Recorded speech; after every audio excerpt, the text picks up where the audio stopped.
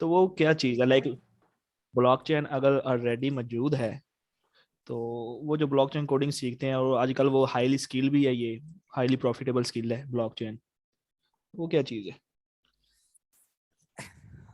भाई आपसे मैंने यही बोला है कि थोड़ा सा वेट कर लें, लास्ट पे जब आप आओगे ना आपको इन सब चीजों के जवाब मिल जाएंगे।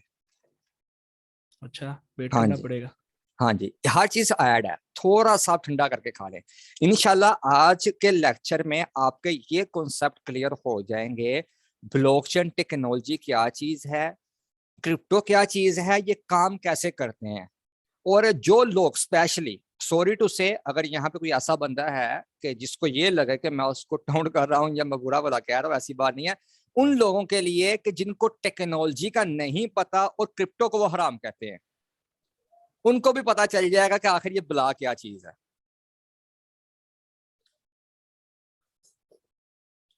तो ये था कॉन्सेप्ट ब्लॉकचेन का कि ये आपका डिजिटल खाता है, वजूद है इसका बहुत देर पहले से है। ये नहीं कि अभी नया आया है, कोई 2 साल पहले, 4 साल पहले, 5 साल पहले। जब इंटरनेट आया, कंप्यूटर का वजूद आया, तब से ब्लॉकचेन आ गई है, क्योंकि वो डिजिटली एक कन्वर्टिंग हो चुकी है। अब जो ये आया कि ब्लॉकचेन को यूज क्यों किया गया, आखिर इसका रीजन क्या है कि इसको इस्तेमाल करते हुए क्रिप्टो का वजूद आया, ब्लॉकचेन को इस्तेमाल करते हुए। तो बेसिकली जो ब्लॉकचेन होता है ना, उसका एक ट्रायलेमा होता है। ट्रायलेमा बोलते हैं कि ऐसी डिफिकल्ट सिचुएशन कि आप उसके दरमियान में चीजों का फैसला कर सकते हैं। अगर टेरिलीमा के डेफिनेशन जाकर गूगल से भी कर लेंगे, आपको वहां पे भी आसान अल्फाज में यही मिलेगा कि ये एक ऐसी चीज होती है कि आप दीगर चीजों में से उसका फर्क कर सकते हैं या आपकी वो प्रॉब्लम को सोल्व कर सकते हैं चीजें। इस चीज को टेरिलीमा बोलते हैं। और ब्लॉकचेन का टेरिलीमा क्या है कि वो ये चीज है, एक तो ये डिसेंट्रलाइज्ड है जो पहले नंबर पे है, दूसरा है कि ये सिक्योर है, और तीसरा ये है स्केलेबल। अब डिसेंट्रलाइज क्यों है और ये क्या चीज है कि इसके ऊपर कोई कंट्रोल नहीं है। कि जैसे आप देखें सेंट्रल बैंक होते हैं या एक किसी भी कंट्री का कोई ना कोई बैंक होता है जो उसके फाइनेंशियल चीजों को वो होल्ड करता है और उनको वो देखता है। हमारे पाकिस्तान में जो बैंक है स्टेट बैंक है, इसी तरह से पूरी दुनिया में IMF जो है वो उसको कंट्रोल कर रहा है। और हर कंट्री में कोई ना होता है, बैंक ऑफ इंडिया भी मेरे ख्याल से इंडिया में होगा, इसी तरह से हर कंट्री में उसका कोई ना कोई नेशनल बैंक होता है। तो वहां पे क्या है कि उस स्टेट में जो सेंट्रलाइज्ड चीजें होती हैं, जैसे ये हमारे जितने भी बैंक हैं, जो हबीब बैंक है, अल-फलाह बैंक है, जितने भी हैं, तो वो कंट्रोल किसके अंडर में है, वो कंट्रोल कहाँ से हो रहे हैं, उनको हुकूमत कंट्रोल कर रही है। इस चीज को हम बोलते हैं सेंट्रलाइज्ड। इसको आप और आसान अल्फाज में यूं समझें कि बैंक में आपका पैसा पड़ा हुआ है, हकीकत में तो वो आपका पैसा है, लेकिन अल्लाह ना करे कि आपके घर में कोई इशू आ गया है या आपको जरूरत पड़ गई है उस पैसे को इस्तेमाल करने के लिए, आप बैंक में जाते हैं उसको कैश आउट करवाने के लिए, या ATM पे आप जाते हैं उसको कैश आउट करवाने के लिए। अब वहां पे आपके लिए क्या क्या आजमाइश आएगी। पहले नंबर पे तो ये होगा कि लिमिट होगी, और मेरे ख्याल से कोई ऐसा पाकिस्तान के अंदर बैंक नहीं होगा कि जो अनलिमिटेड आपको बोले जब पैसा अपना निकाल सकते हो जितना पड़ा हुआ है, नहीं, लिमिट होगी वहां पे। सेकंड नंबर पे यहाँ तो पर डे की ट्रांजैक्शन की लिमिट होगी। और थर्ड थर्ड नंबर पे ये होगा कि अगर आपने पैसा निकालना है ज्यादा तो पहले आपको इन्फॉर्म करना पड़ेगा। अच्छा जी, उसके बाद क्या होगा, अगर आपके ड्रेस की कोई वेरिफिकेशन है या कोई रिस्ट्रिक्शन वहां पे लगी हुई है, आप पैसा नहीं निकाल सकते। बहुत सारे इश्यूज आएंगे। अब आप मुझे ये चीज इमेजिन करके बताएं कि अल्लाह ना करे अगर आपके घर में से कोई बंदा ऐसा बीमार है, वालदा है, भाई है, बहन है, अब्बा जी हैं, आप खुद हो, तो आपका पैसा वहां पे पड़ा हुआ जिसको आप निकाल के उन पे लगा नहीं सकते या अपनी जात पे नहीं लगा सकते। आप ढेरों उनको बोल दो कि भाई मेरे लिए आजमाइश है, मैं तो मर जाऊंगा, भाई मेरा पैसा मुझे निकालने दो, एक ही चीज बोलेंगे, सॉरी टू से सर हम कुछ नहीं कर सकते, ये रूल है, ये है, ये है, ये है। हो गए, ये होगा सेंट्रलाइज और डिसेंट्रलाइज का अंदर फर्क। अब ये एक ब्लॉकचेन का आपको मैं समझा रहा हूं, उसके बाद जाकर कॉन्सेप्ट आपको क्लियर हो जाएगा कि क्रिप्टो का क्या कॉन्सेप्ट है और क्यों हम क्रिप्टो को जो है ना ये एक्सेप्ट करना चाहेंगे। डिसेंट्रलाइज हो गया कि ब्लॉकचेन वर्ल्ड वाइड फैली हुई है, हर बंदा एक दूसरे के साथ कनेक्ट है। आपके पास इंटरनेट है ना, तो आप देखें कि हर जगह पे कनेक्ट कर सकते हैं। आप एक कंप्यूटर से दूसरे कंप्यूटर पे भी जा सकते हैं। एनीडेस्क इसकी एग्जांपल है, टीम वीवर इसकी एग्जांपल है। इसी तरह से अगर आप देखते हो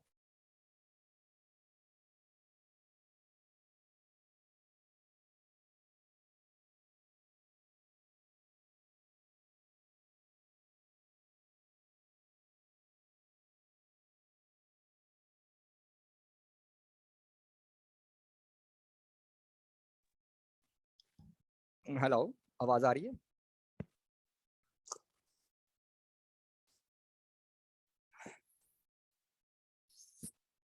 अच्छा, ये होगा डिसेंट्रलाइज और सेंट्रलाइज में फर्क। अब आ जाती है सिक्योर की तरफ। अब आप मुझे ये चीज बताएं कि क्या आपके बैंक में डिकेटी नहीं हो सकती? भाई यहाँ पे तो ऐसा निजाम है पाकिस्तान में कि बैंक ने बाहर लिख के लगाया होता है जी, अगर आपने 5 लाख की कोई पेमेंट निकालनी है तो मेहरबानी है 2 गार्ड आप अपने साथ लेकर आए, बस सूरत दीगर बैंक जिम्मेदार नहीं है। तो भाई आप किस चीज का टैक्स ले रहे हो अगर आप हमारे पैसे के जिम्मेदार नहीं हो सकते? क्या आपके बैंक हैक नहीं हो सकते? हो सकते हैं। अब ये भी प्रॉब्लम सॉल्व हो गई। तीसरे नंबर पे आ जाता है कि ये स्केलेबल है। अब स्केलेबल क्या चीज है कि फास्ट ट्रांजैक्शन, अच्छा जी, कम फीस हो गई, उसके बाद के टाइम की इसके बीच में कोई किल्लत नहीं है। अगर किसी बंदे ने दुनिया में किसी भी कोने के अंदर किसी इंसान को या किसी भी चीज को लेना है या देना है, चीजों का लेन देन उसने करना है पेमेंट के हवाले से, तो उसको क्या करना पड़ेगा? लोकल करेंसी को पहले फलां चीज पे कन्वर्ट करना पड़ेगा। फॉर एग्जांपल किसी बंदे ने सऊदीया से अपनी फैमिली के अंदर कोई पैसे भेजने हैं, दिरहम भेजना है, कोई दिनार भेजना है, या अमेरिका से किसी ने पैसे भेजने हैं, यूएसडी भेजने हैं, तो वो क्या करेगा? पहले जी वहां के बैंक से रब्ता करेगा, उसको सेंड करेगा। अच्छा जी, वहां पे ट्रांजेक्शन की फीस होगी। वहां से फिर जब पाकिस्तान में आएंगे, टाइम जो होगा वो अलग रिक्वायर्ड होगा। जो एडसेंस के ऊपर काम करते हैं वो इस चीज को बखूबी जानते हैं कि जब उनकी पेमेंट रिलीज होती है बैंक के अंदर तो वो मोस्टली एक एक हफ्ता भी लेके टाइम चला जाता है। तो ये है जी स्केलेबल जो ब्लॉकचेन की टेक्नोलॉजी है। टाइम की आपकी बचत हो रही है, उसके बाद फास्ट ट्रांजैक्शन हो रही है, मिनटों में होती है ट्रांजैक्शन। तीनों चीजें इसकी ट्राइलीमा हो गई जिसके ऊपर ये वर्किंग करता है। अब आ जाते हैं कि जो ब्लॉकचेन है आखिर वो क्या चीज?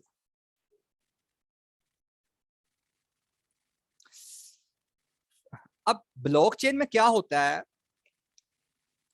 सॉरी, क्रिप्टो क्या चीज है? क्रिप्टो एक तरह से पहले नंबर पे तो आपका डिजिटल एसेट है। उस एसेट को आप यूज कर सकते हो, जैसे आपके पास गोल्ड है, आपके पास जमीन है, या कोई भी ऐसा एसेट है जिसको आप होल्ड कर सकते हो। क्रिप्टो भी सेम वही चीज है। इसी तरह से आप इसको इन्वेस्टर के तौर पर भी परचेस कर सकते हो, या आप इसकी ट्रेडिंग भी कर सकते हो, आप इसको होल्ड भी कर सकते हो, या किसी ना किसी मकसद के लिए भी आप इसको यूज कर सकते हो। ये अभी आपको अगर मैं क्लियर करूंगा कि एसेट कैसे बनता है, ये किस तरह से प्रॉब्लम सॉल्व करता है जो क्रिप्टो है, और क्रिप्टो बनती कैसे है, ये अभी आपको मैं आगे क्लियर करता हूँ। तीसरे नंबर पे क्या चीज है कि जो क्रिप्टो करेंसी है ना, ये किसी के कंट्रोल में नहीं है।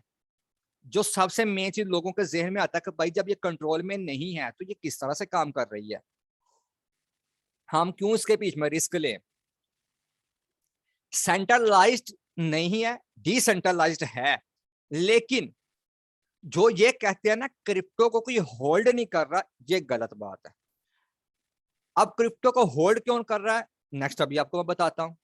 लेकिन मेजर जो इसके 3 फायदे हैं वो मैंने आपको बता दिए हैं कि ये आपका एक डिजिटल एसेट बनता है। तो दुनिया में आप किसी भी कोने पे चले जाओ, जैसे आपके पास जमीन है वो तो आप उठा के ना लेके जा सकते। पाकिस्तान में आपकी जमीन है, आप यूएसए में चले गए हो, आप 50 साल भी वहां पे लगा लो, जो आपकी यहाँ पे जमीन है आपको सेल ही करनी पड़ेगी, उस जमीन का टुकड़े को उठाकर वहां पे लेके नहीं जा सकते। गोल्ड आपके पास, गोल्ड भी आपको कहीं ना कहीं सिक्योर रखना पड़ेगा, उसको सेव करना पड़ेगा। हो सकता है कि बंदा चोरी भी कर सकता है आपसे, डिकेटी भी कर सकता है, उसको लेके आपकी जान भी जा सकती है। अच्छा जी, अब जिस बंदे के पास डिजिटल एसेट्स पड़ा हुआ है उसको उठाने की जरूरत नहीं है, आपका मोबाइल ही आपका एसेट है। आप दुनिया के किसी भी कोने में चले जाओ, आपका पैसा आपके पास है, आपको कोई भी एक्सचेंज करवाने की जरूरत नहीं है कि भाई ये आप मुझे चेंज करके दे दो लोकल करेंसी में, कोई ऐसा चक्कर नहीं है। इवन के जो पॉपुलर कंट्रीज है ना यूरोप के अंदर, टियर 1 वाली जो कंट्रीज हैं, वो ऑलरेडी क्रिप्टो को एक्सेप्ट कर चुकी हैं। उन्होंने तो इसको पेमेंट मेथड के तौर पे भी यूज करना स्टार्ट कर दिया है। ट्विटर के अंदर भी हैंडल में ये चीज आ चुकी है कि आप वहां पे भी बीटीसी को ना रिवार्ड के तौर पे भी आप यूज कर सकते हैं या किसी को गिफ्ट कर सकते हैं। जो ये है Amazon, उसने भी इसको एक्सेप्ट कर लिया हुआ है। इवन के जो टेस्ला कंपनी है इलॉन मस्क की, जो दुनिया का अमीर तीन बंदा है इस वक्त, उस बंदे ने भी क्रिप्टो करेंसी को अपनी पेमेंट मेथड के तौर पे इसको यूज करना स्टार्ट कर दिया हुआ है। तो जब आप इन सब चीजों को देखते हो तो फिर क्या आपके जहन में ये चीज नहीं आती कि यार जो लोग ये कहते हैं कि क्रिप्टो को कोई होल्ड नहीं कर रहा या इसका कोई फ्यूचर नहीं है, तो जो इतने बड़े बड़े इन्वेस्टर हैं या जो कंपनीज हैं, तो फिर क्यों इस चीज को एक्सेप्ट कर रहे हैं? यहाँ पे थोड़ा सा मैं रुकता हूँ, जितना भी आपको मैंने समझाया है। अब आप सोच के मुझे आप ये चीज बताएं कि क्यों है फिर इतना ये, अगर वो इस चीज को एक्सेप्ट कर रहे हैं और आप लोगों के जहन में ये चीज आए कि क्रिप्टो का कोई वजूद नहीं है, सिर्फ एक हाइप क्रिएट होती है, हाइप। क्या यार इसमें तो कुछ भी नहीं है, हम लुट जाते हैं, लॉस हो जाता है इसमें। जब सीख के अपनी करते लॉस होता है, गाड़ी नहीं चलानी आती, बैठ जाओगे आप स्टेयरिंग पकड़ के, आपका एक्सीडेंट हो जाएगा। सिंपल सी बात है, तैरना नहीं आपको आता, पानी में आप डूब जाओगे। इसी तरह से कोई भी अगर आपको बाइक चलानी नहीं आती, सिग्नल का फॉलो नहीं कर सकते, जो इशारे लगे होते हैं, इवन का बाइक भी आप नहीं चला सकते। तो हर चीज का एक तरीकाकार होता है, उसको समझने का, उस पर चलने का। तो जब तक आपको चीजों का पता ना चल जाए, आप उसको समझ ना लो, आप उसको सीख ना लो, तब तक आप कभी भी उसमें ना कूदो। पहले चीज को समझो, उसको सीखो, ये देखो कि उसका फायदा क्या है, उसका नुकसान क्या है आपकी जात के एतबार से। जो चीज मेरे लिए अच्छी है लाजमी नहीं कि वो आपके लिए भी अच्छी हो, जो चीज आपके लिए अच्छी है लाजमी नहीं वो मेरे लिए भी अच्छी हो। तो इसके ऊपर सर्चिंग करनी पड़ेगी, मुझे भी आपको भी, जिस चीज को आप एक्सेप्ट कर रहे हैं, फिर वो चीज हमारे लिए बेनिफिट दे सकती है। तो यहां तक जो चीजें मैंने आपको समझाई हैं, अगर आपके माइंड में कुछ सवाल आया तो आप पूछ लो।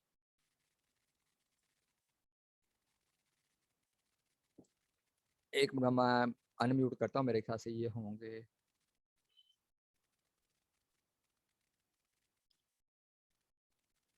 देखिएगा जरा, माइक ओपन हुए हैं, जिसने बात करनी है आप कर दो, पूछ लो सवाल।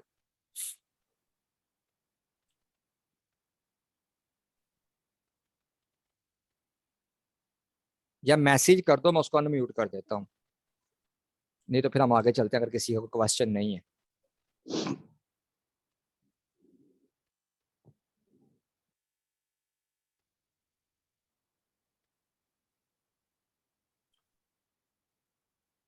ठीक है, फैसला भाई कैरी ऑन, ओके जी।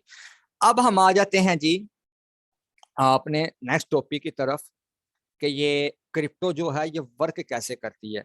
थोड़ी देर पहले मैंने आपको एक चीज समझाई है कि ब्लॉकचेन की टेक्नोलॉजी।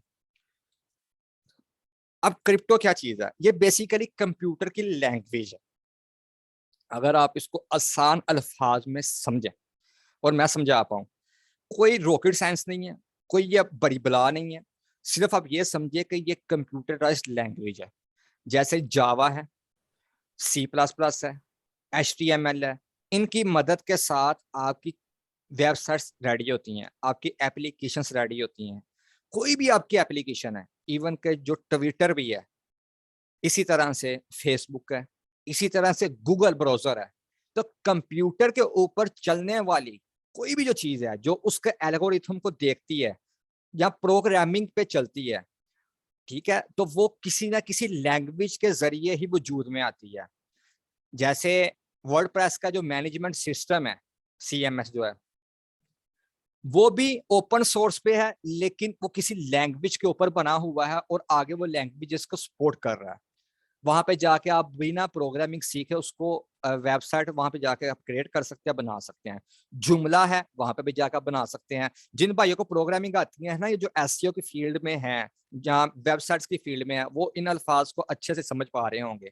और जो नहीं है इस फील्ड में या नए हैं, मैं और आसान अल्फाज में करने की कोशिश करता हूँ कि ब्लॉकचेन की टेक्नोलॉजी को इस्तेमाल करते हुए उसके ऊपर प्रोग्रामिंग करके किसी ना किसी प्रोजेक्ट को लेकर आया जाता है। जैसे ब्लॉकचेन की टेक्नोलॉजी को इस्तेमाल करते हुए वेब 2 का वजूद आया, जिसको हम बोल सकते हैं फेसबुक, जिसको हम बोल सकते हैं ट्विटर, जिसको हम बोल सकते हैं गूगल।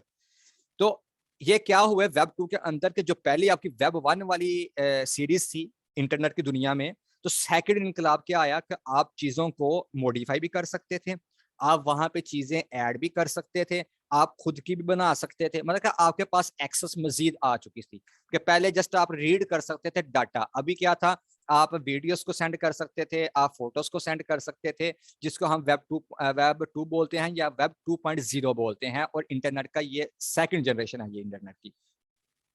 तो ये भी प्रोजेक्ट जो आए हैं ना, ये एक तरह से क्रिप्टो ही है कि प्रोग्रामिंग के ऊपर बने हुए हैं, कोई अलग से चीजें नहीं है। जो लोग ये जेन में बैठा कर बैठे हुए हैं ना कि भाई क्रिप्टो अलग चीज है, फेसबुक तो अलग चीज है, ये फलां चीज अलग चीज है। अब अगर आप फेसबुक को देख लोगे ना, उसकी जाकर आप हिस्ट्री पढ़ोगे, तो वो किस लिए आई थी?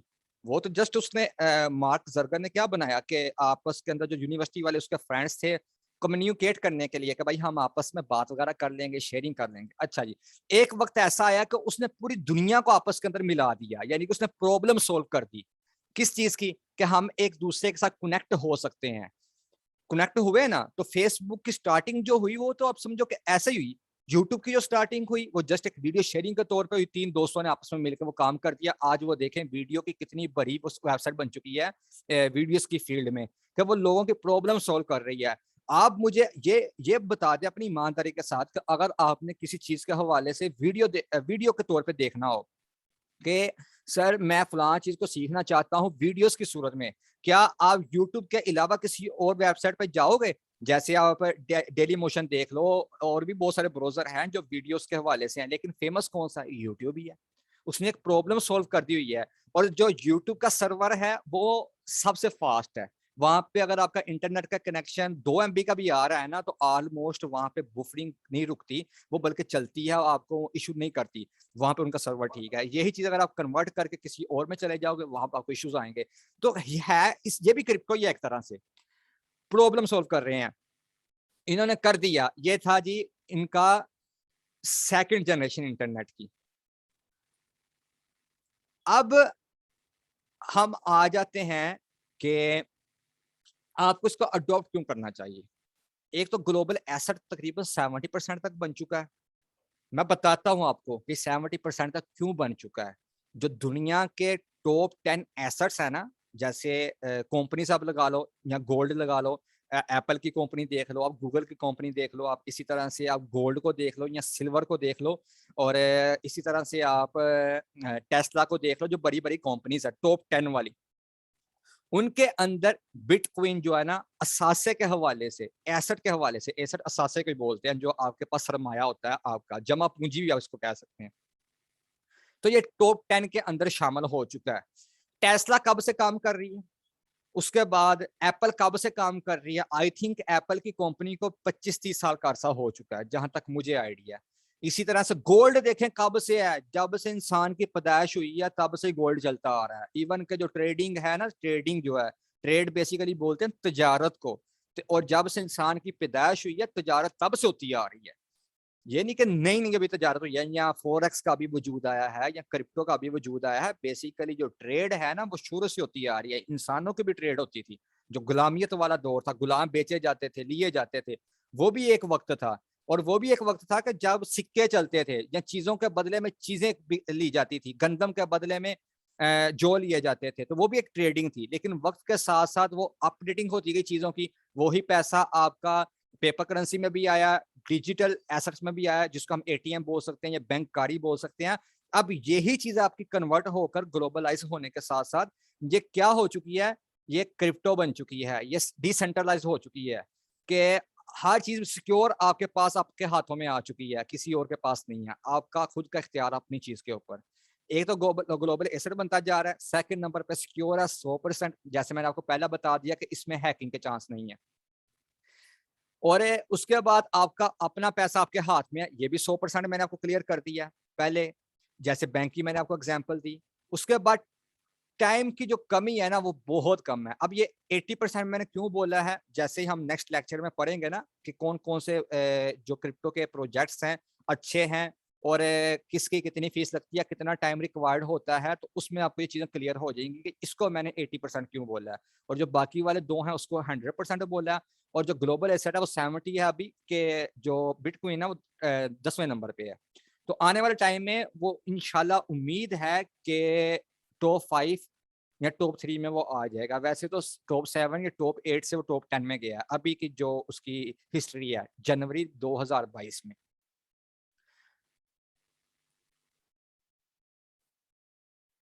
उसके बाद हम आते हैं जी क्रिप्टो को ही अडॉप्ट करने के हवाले से कि प्रोजेक्ट जो होते हैं ये किस किस किस्म के होते हैं।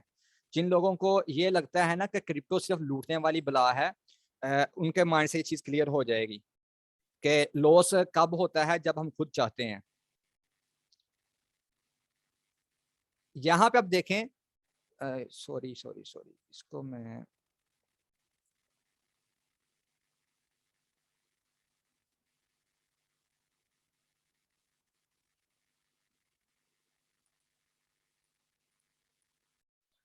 अच्छा, यहाँ पे आप देखें जी, कुछ प्रोजेक्ट क्रिप्टो के ऐसे आते हैं कि जो होते हैं पेमेंट मेथड के तौर पे हम उनको यूज करते हैं। कि उसका जब आप वेबसाइट पे जाके विजिट करोगे ना उस प्रोजेक्ट का, बिटकॉइन है उसकी भी अपनी ऑफिशियल वेबसाइट है। जितने भी प्रोजेक्ट्स आते हैं ना ये बेसिकली कंप्यूटर लैंग्वेज में ही आते हैं, उनका कोई नाम होता है, उनका कोई यूज केस होता है कि वो किस मकसद के तहत आए हैं। कोई भी बिजनेस मार्केट में आता है ना तो वो कुछ ना कुछ चीज लेकर आता है, किसी मकसद के लिए आता है कि जी मैं फलां मकसद के लिए आया हूँ, ये मैं काम करना चाहता हूँ, और ये हमारी जी रिक्वायरमेंट है, और हम इस तरह से काम करेंगे। उनका एक तरह से वाइट पेपर होता है जिसको आप बोलेंगे कि उनका एक विजन होता है कि हम इस विजन पे चलेंगे। जैसे पेटीएम का अगर हमने लॉन्च किया, उसका विजन दिया कि हम लोगों के माइंड से ये चीज निकालेंगे कि ऑनलाइन फील्ड फ्रॉड नहीं है, ऑनलाइन मंजन हर कोई नहीं सेल करता। हमने लोगों को स्कैमिंग से बचाना है कि आप लोग तब तक लॉस नहीं कर सकते जब तक आप खुद नहीं चाहते। तो हर चीज को अडॉप्ट करने के लिए पहले उस चीज को सीखो, कहीं से भी सीखो लेकिन सीखो। एक विजन है। तो जितने भी प्रोडक्ट्स ये प्रोजेक्ट आते हैं इनका कोई ना कोई विजन होता है, वो जो आपको उनके व्हाइट पेपर पे जाके मिलता है। अब उनका व्हाइट पेपर क्या है, जब आप उनकी वेबसाइट पे जाओगे तो वेबसाइट पे जाने के बाद, जैसे अभी आपके सामने मैं एक साइट ओपन कर लेता हूँ, ये एक साइट है जहाँ पे हम जाके ना क्रिप्टो का एनालिसिस करते हैं, क्विंट इतना लंबा मार्केट। व्हाइट पेपर पढ़े कौन? हाँ जी भाई, जब देखें, जब कमाना है फिर चीजों के बारे में नॉलेज भी तो लेना पड़ेगा ना, इसीलिए तो बोलता हूँ टेक्निकल एनालिसिस अगर आपका 50% अच्छा है ना तो इनफ है। और अगर आपका फंडामेंटल एनालिसिस 80% तक है ना तब आप कामयाब हो। तो हम इसीलिए डूबते यार हैं। इतना पढ़ना होता तो पीएचडी ना कर लेते। तो भाई फिर कमाना छोड़ दो आप, या फिर आप डबल शाह बन जाओ। किस्मत अच्छी हुई तो पैसे निकल आएंगे, वरना एचपी फोक्स साइड से जाकर आप लूट जाओगे। अच्छा। हम कहते हैं ना हमें सिग्नल दो, हमें सिग्नल दो, और भाई जो सिग्नल बनाता है ना, जब बीटीएम के अंदर जो सिग्नल मिलते हैं ये स्टूडेंट्स को, उनकी एक्यूरेसी 90% तक अगर जाती है, वो ऐसे नहीं चले जाती।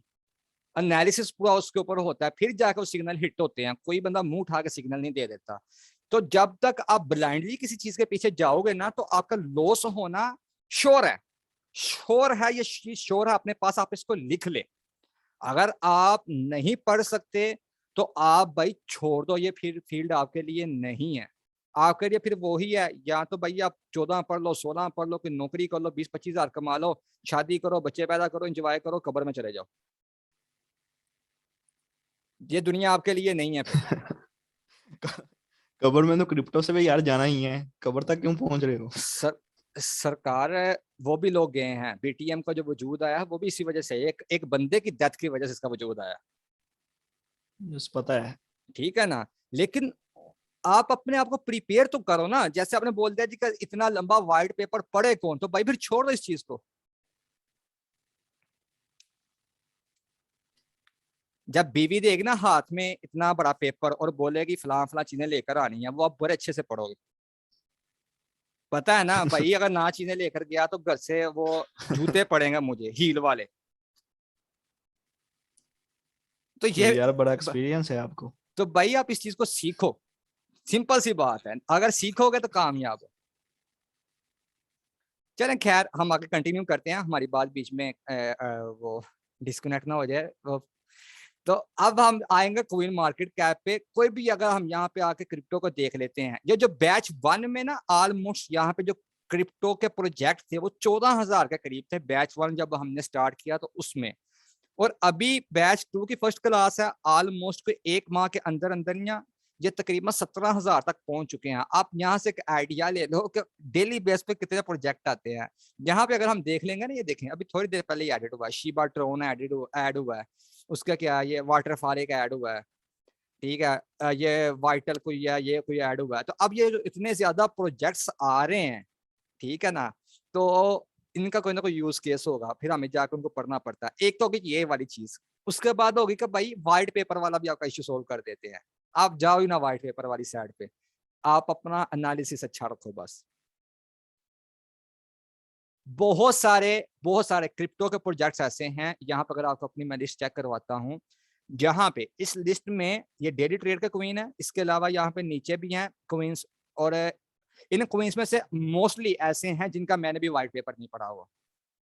ठीक है, लेकिन किस बेस पे ट्रेड हो रही है उसमें, इस बेस पे कि अल्हम्दुलिल्लाह एनालिसिस जो टेक्निकल है ना, वो इतना है कि जब चार्ट के ऊपर वो चीज आ रही होती है ना, तो ऑलमोस्ट पता चल जाता है कि इसकी मूवमेंट किस तरफ है, ऊपर है या नीचे की तरफ है।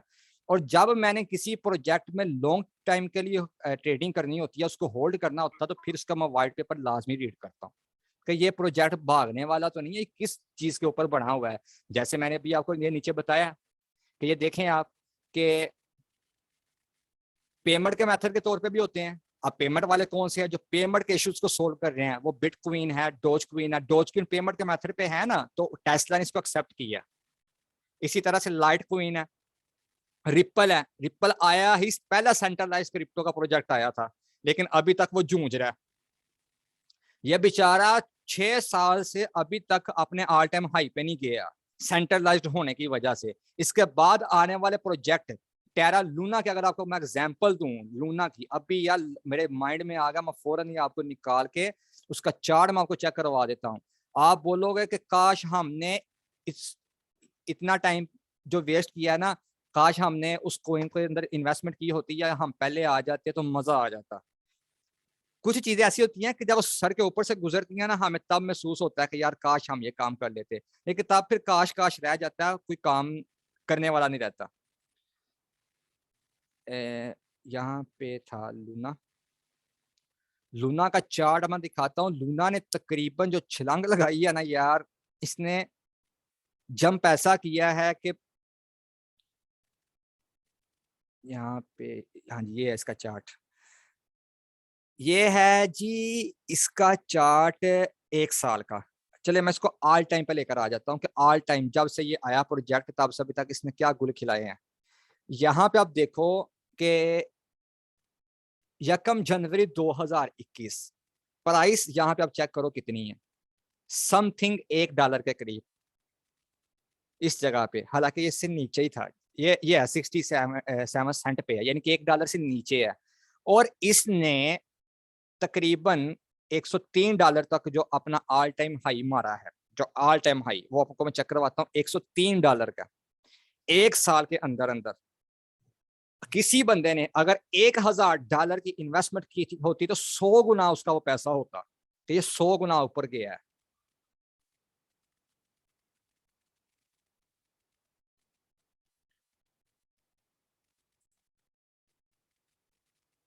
ये लें जी, ये मैंने मंथली चार्ट ओपन किया है, यहाँ पे आप इसकी प्राइस चेक करें, तकरीबन जो है ना वो 90 सेंट पे है।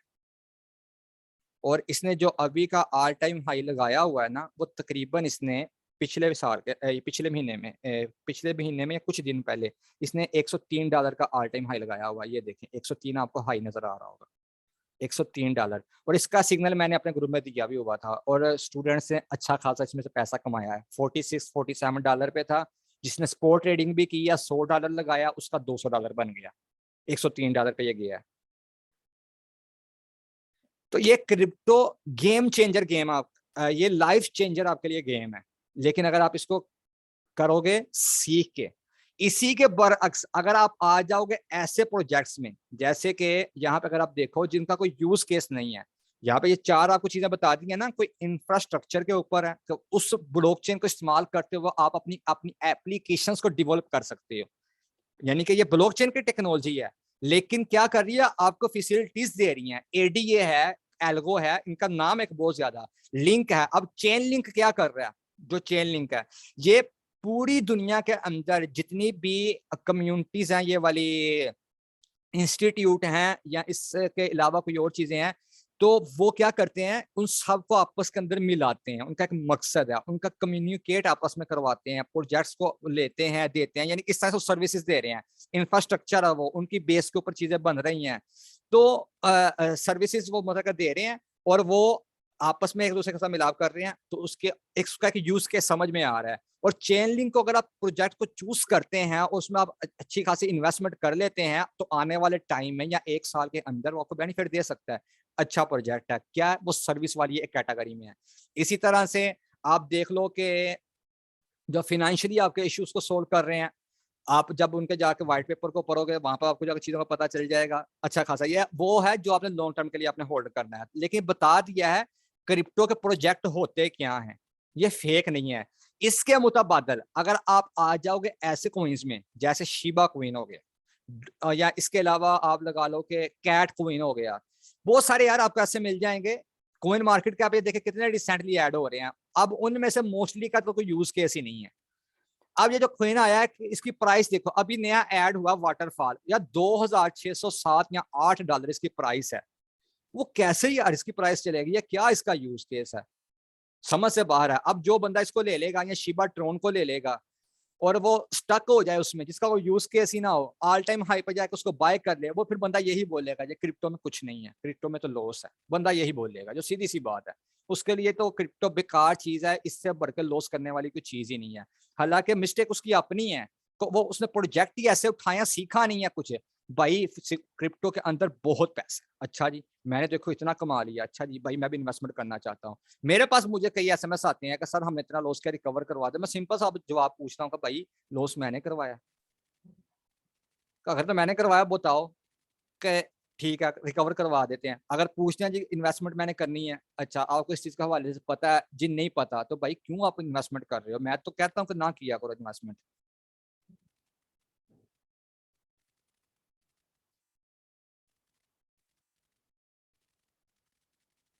आमिर भाई बता दिए हुए हैं प्रोजेक्ट्स आपको, आप जाकर ग्रुप में देखो तो सही, वहां पे पूरी प्रॉपर तौर पे वो बताया हुआ है, चार्ट पूरा शेयर किया हुआ है। अच्छा उसके बाद हम आ जाते हैं जी कि एक ट्वीट जो दुनिया के ना 2 जो फेमस इन्वेस्टर हैं या एनालिसिस करने वाले लोग हैं, उनमें से एक एरिक वोरहैस, ये कारोबारी बंदा है वो है, और एक और बंदा है शेफ शिफ्ट इस तरह करके उसका नाम है। एक तो उनके नाम भी यार जीबो गरीब से होते हैं कि समझ नहीं आती, क्या कुत्ते का नाम है, इंसान का नाम है, क्या क्या नाम रखे होते हैं। वो कहते हैं कि ये देखें बिटकॉइन और के एसेट्स हैं जो उनका ROI है, ROI बोलते हैं रिटर्न ऑफ इन्वेस्टमेंट को। वो यहाँ पे उन्होंने इस चीज को शेयर करते हुए बोला है कि भाई ये देखो,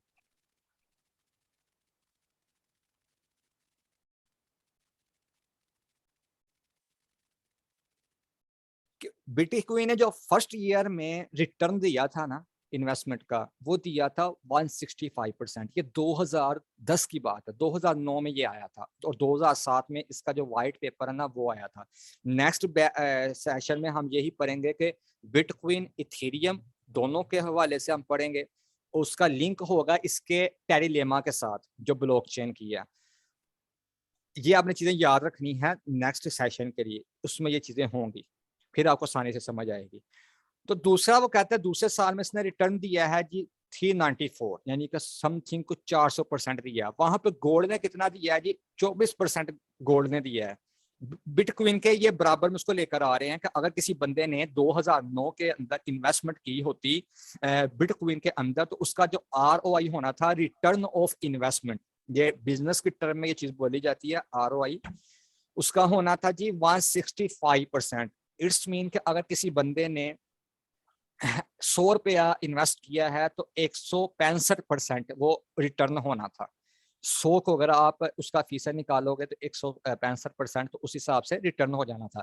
जबकि उसके मुकाबले में अगर गोल्ड को देखा जाए तो गोल्ड की 2009 के अंदर भी कीमत जो है वो 20-25 हजार 30 हजार रुपये तो गोल्ड की कीमत होगी तोले में, तो उसने 24% का रिटर्न दिया। और जो S&P 500 है, अब ये भी आपको मैं बता देता हूँ कि S&P 500 क्या है। अमेरिका के अंदर जो टॉप 500 कंपनीज हैं, टॉप क्लास की, जो पहली लिस्ट में 500 हैं जो वहां पे रजिस्टर है, मतलब कि स्टैंडर्ड एंड पुअर, S&P का मतलब ये है स्टैंडर्ड एंड पुअर किस्म की जो टॉप वाली 500 कंपनीज हैं, उनका जो ROI है वो बता रहे हैं कि वो था जी बिटकॉइन के मुकाबले में 19%। अच्छा जी, अब नेक्स्ट आप देखें सेकंड ईयर में अगर उन दोनों का कंपेयर करते हैं तो उसमें भी बिटकॉइन का जो ROI है वो ज्यादा है।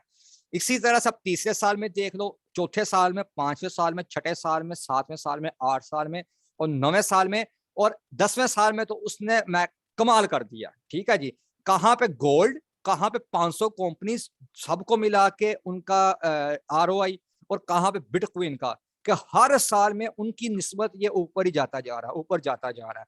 और 10वें साल में आकर तो इसने कमाल कर दिया जी, बहुत कमाल कर दिया। कितने परसेंट के? तकरीबन तकरीबन आप यहाँ पे समझें कि 7 लाख है शायद, कि 7 लाख% तक ये वापस आया, 8 लाख% तक, कि इतना वो कह रहे हैं कि इसमें पोटेंशियल है और आने वाले टाइम में ये भाई हिला के रख देगा। ये जो इंडस्ट्री है ना, ये हिला के रख देगी, बिल्कुल हिला के रख देगी। आप सोच भी नहीं सकते, इमेजिन नहीं कर सकते इस चीज को कि कितना बूम आएगा इसके अंदर। तो अभी टाइम है, आप इसमें आए, अपने डाउट्स क्लियर करें, आप सीखने पर तवज्जो दें कि हमने इसको सीखना कैसे है, और ब्लाइंडली अपनी इन्वेस्टमेंट ना करें। ये आप लोगों को मैं बार बार सजेस्ट करूंगा कि भाई अपने पैसे को बर्बाद ना करो।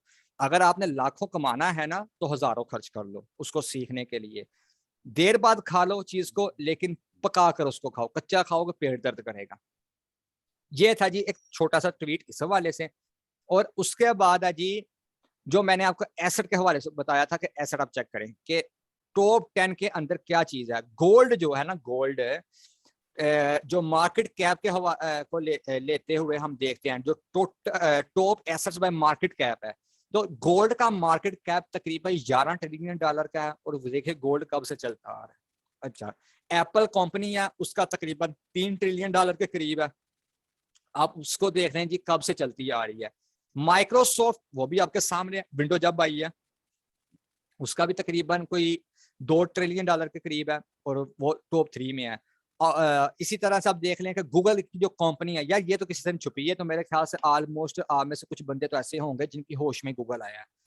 ठीक है, और तब से आप देख लो कि 5वें नंबर पे है। इन सब को देखते हुए, और फेसबुक मेरे ख्याल से 5 या 7 में आई है, 9वें नंबर पे है, और बिटकॉइन भी 9 में ही आया। और ये देखो यार, ये कितना इसने बूम किया है कि 10वें नंबर पे, और ये जा चुका था टॉप 6 या टॉप 7 में था। ये सिल्वर को बीट कर चुका था। ये तो अभी रिसेंटली थोड़ा सा नीचे आया है, इसका मार्केट कैप तकरीबन $1.5 ट्रिलियन के करीब था, जिसकी वजह से इसने सिल्वर को भी हिट कर दिया था और अमेज़न से नीचे आया था।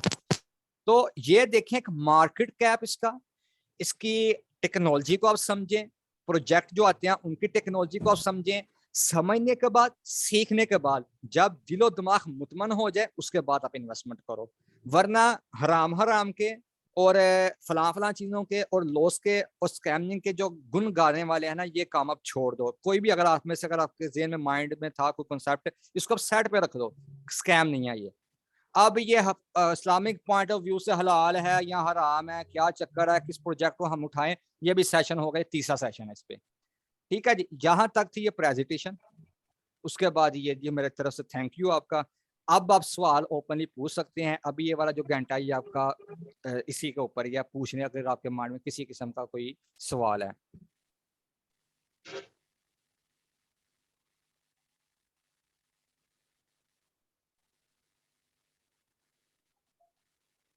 आवाज नहीं आ रही मेरी आपको?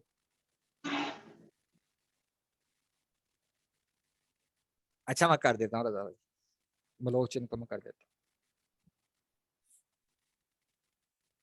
या नेट नेट खाली मेरा नहीं तंग कर रहा है, तकरीबन हर तरफ ऐसा ही है। मैं भी पहले कह रहा था बड़ा जबरदस्त नेट चल रहा है, मेरे तीनों नेट ही तंग कर रहे हैं, तीनों यूज करके देखे हैं। वो कोई मेन इशू आया हो पीछे लाइन से, उसकी वजह से इशू आ रहा है ये।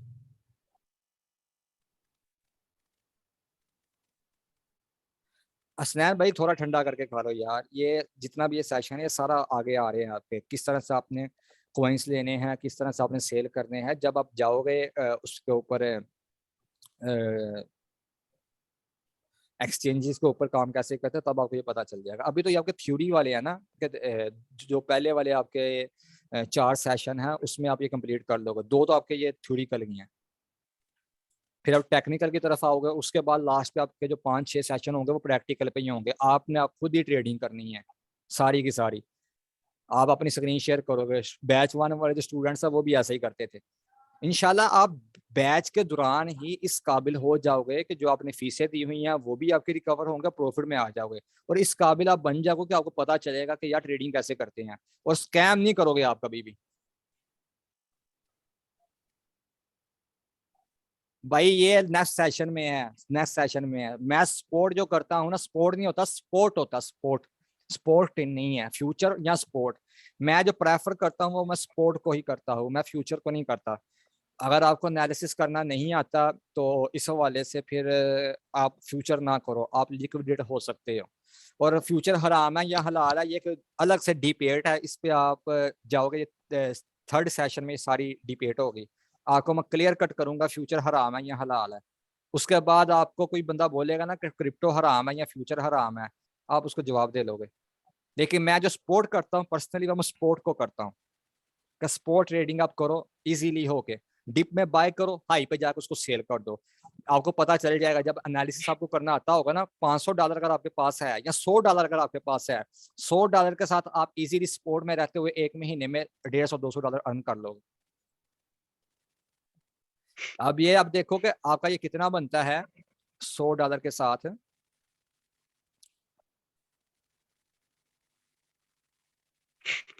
अगर आप 100 के साथ 150 की भी एवरेज लेते हो ना, $5 अगर आप डेली की लेते हो, और आपकी डेली के जो $5 हैं आप अर्न करते हो, कभी ज्यादा भी हो सकते हैं कभी कम भी हो सकते हैं। और 150 को अगर हम इसको मल्टीप्लाई करते हैं 150, तो ये तकरीबन आपका 27,000 रुपया बनता है। और मेरे ख्याल से इतनी सैलरी शायद किसी 16 पढ़े बंदे की भी नहीं होगी जो कि जॉब कर रहा अच्छा होगा तो ये भाई बेचारा। ऐसे हो सकता है कि अगर हम, जी पूछे। हेलो, जी जी। ये भाई जैसे आपने कहा कि अगर आप $5 भी डेली का अर्न करते हो, तो ऐसे हो सकता है कि अगर हम $100 पे अगर हम $5 इन्वेस्ट करते जाएं, और वो हमारा तकरीबन महीने बाद $150 बनेगा। तो जो $150 बनेगा उसे हम उसी $100 में मजीद ऐड करके वो एक बड़ी अमाउंट बन जाएगी, बन 250। तो बनेगी बन उस पे फिर अगर हम, जी जी पूछे जी पूछे पूछे पूछे, मैं सुन रहा हूँ बात आपकी सारी। जी, तो वो मैंने कहा $250 हो जाएगी, और वो एक बड़ी अमाउंट होगी $100 की निस्बत। तो उस पे फिर जो है वो मेरे ख्याल में ज्यादा प्रॉफिट आएगा। अगर डेली का जैसे पहले 5 आ रहा था तो फिर शायद 10-12-15 डॉलर आ जाए। तो इस तरह से अगर हम 3-4 महीने का अपना प्रॉफिट ना निकालें और हम इकट्ठा करते जाएं, ऐसा पॉसिबल है? तो फिर बाद में हम यानी कि उसमें ज्यादा अर्निंग कर सके। बिल्कुल भाईजान ऐसे ही है। ये स्ट्रैटेजी मैंने अपने स्टूडेंट को शेयर की थी, बैच 1 वाला स्टूडेंट है, उसने मुझे कहा था सर जी मेरे पास इतनी अमाउंट है। पहले वो ट्रेडिंग कर रहा था, बीटीएम में आने से पहले की बात है, लेकिन उसको लॉस हुआ था और कुछ उसके पास कॉइन्स पड़े हुए थे। फिर मैंने उसको सेल आउट करवा के एक स्ट्रैटेजी पे लगाया था, स्पोर्ट में रखवाते हुए कि भाई आपने किसी और तरफ नहीं जाना, आपने इस स्ट्रैटेजी को यूज करना है। तो फिर मैंने उसको ये चीज समझाई थी कि सबसे पहले तो आपने ना 30-35 प्रोजेक्ट ऐसे ढूंढने हैं कि जिनकी वॉलेटिलिटी डेली बेस के ऊपर इतने % है। जैसे ये आप लूना के एग्जांपल ले लें, मैंने लूना ये है जी, ये देखें। अब इसके वन डे के अगर मैं कैंडल को चेक करता हूं ना, तो ये तकरीबन कितने % नीचे आया है, ये 7% के नीचे आया है। ठीक है जी।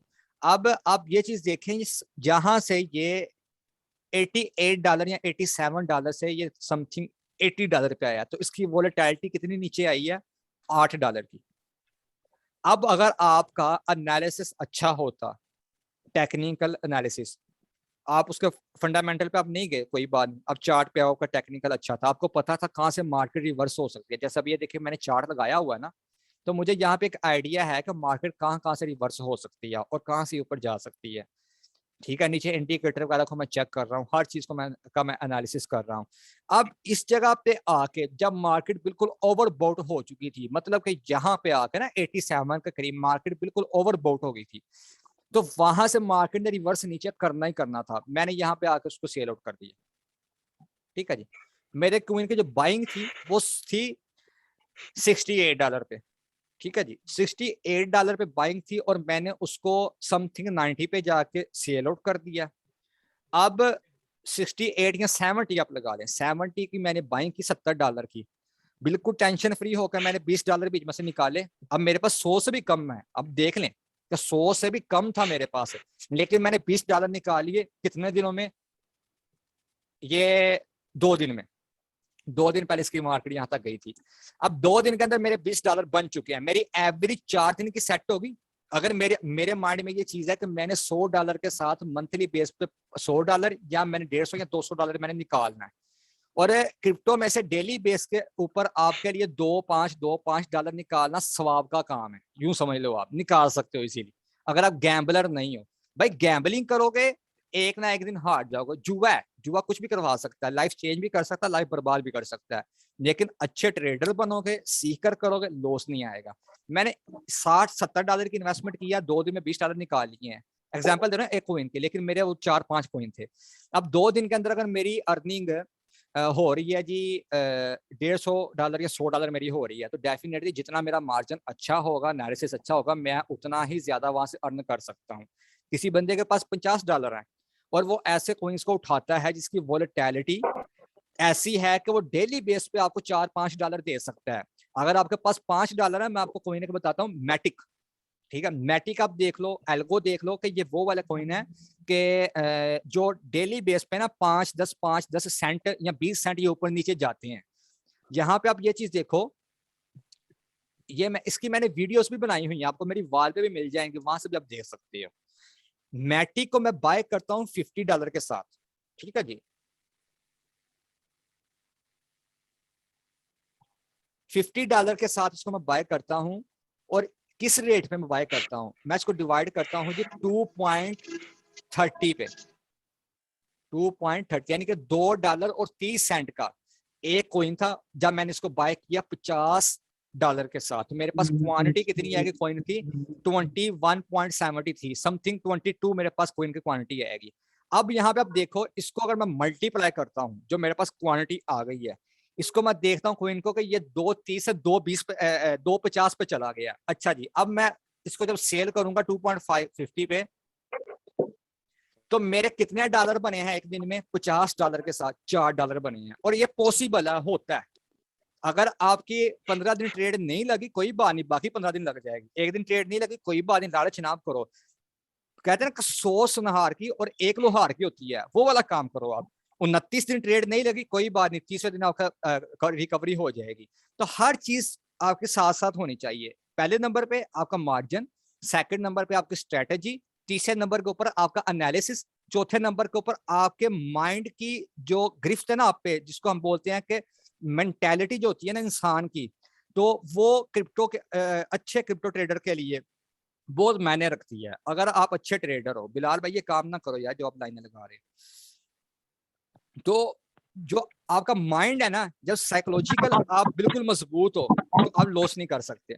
$50 के साथ आपने $4 निकाली है, यार ये क्या है।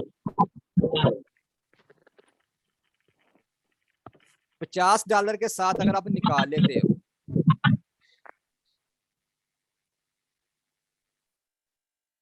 $4 और उसके बाद आप लोग अगर $100 का इन्वेस्टमेंट करते हो $8 बन जाते हैं। इसी तरह से $500 अगर आपके पास हैं तो आप उस हिसाब से उसको मैनेज कर लो।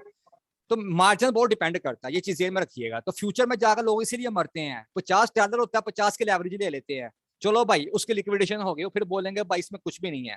किसी के लिए $50 उसका कुल असासा है, उसकी जमा पूंजी है, बहुत मायने रखती है। और किसी के लिए $5000 भी कुछ नहीं है। हर इंसान की जो वुसअत है और उसकी जो हिम्मत है, जो उसकी बर्दाश्त की, वो एक जैसी नहीं है। अगर मेरे जैसे बंदे के लिए डेली का $100 भी लॉस हो जाएगा, मुझे इशू नहीं बनेगा, मुझे पता मैं रिकवर कर लूंगा। और अल्लाह का शुक्र होता नहीं है, क्योंकि मैं रिस्क फ्री होकर ट्रेड करता हूँ। मैं ये नहीं है कि बस बैठ गया आगे और बस वो उठाया मुंह सिग्नल देखा मार्केट इस तरफ जा रही है ट्रेड ले ली। कोई ऐसा चक्कर नहीं है, मैं नहीं ऐसे ट्रेड लेता। जब पूरा देखता हूँ कि मार्केट इस तरफ जा रही है, डाउन ट्रेंड में है या अप ट्रेंड में है, किस तरफ से मुझे अपॉर्चुनिटी मिल सकती है। डिप में आती है तो मजा और भी ज्यादा आता है। किसी के लिए जो डिप होता है वो नुकसानदेह होता है। जिन्होंने लॉन्ग की पोजीशन ली हुई है लिक्विडेट हो जाते हैं जब मार्केट शॉर्ट की तरफ आ जाती है, मैनिपुलेट हो जाती है मार्केट, उनके बेचारों का हाल में कुछ भी नहीं होता। और जो हमारे जैसे बंदे ताक में बैठे होते हैं उनके लिए वो ईद का दिन होता है। इसलिए मैं मैसेज करता हूँ कि शॉपिंग का टाइम आ गया, डिप में उसको बाय कर लो, हाई जाकर उसको सेल कर दो।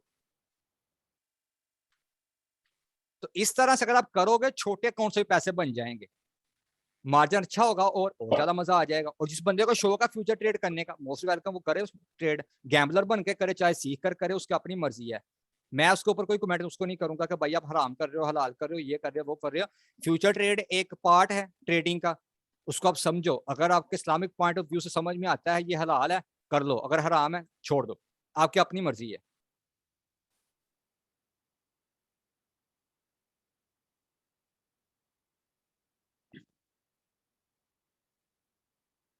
भाई हम इसको उल्टा बोलते हैं सारी भाई, 100 सुनहार की नहीं है, सॉरी 100 लोहार की नहीं है। सुनार सुनहार जो होता है ना, वो उसको बार बार करता है। और जब आप बार बार ट्रेडिंग करते हो ना, तो फिर आप लॉस में जाते हो।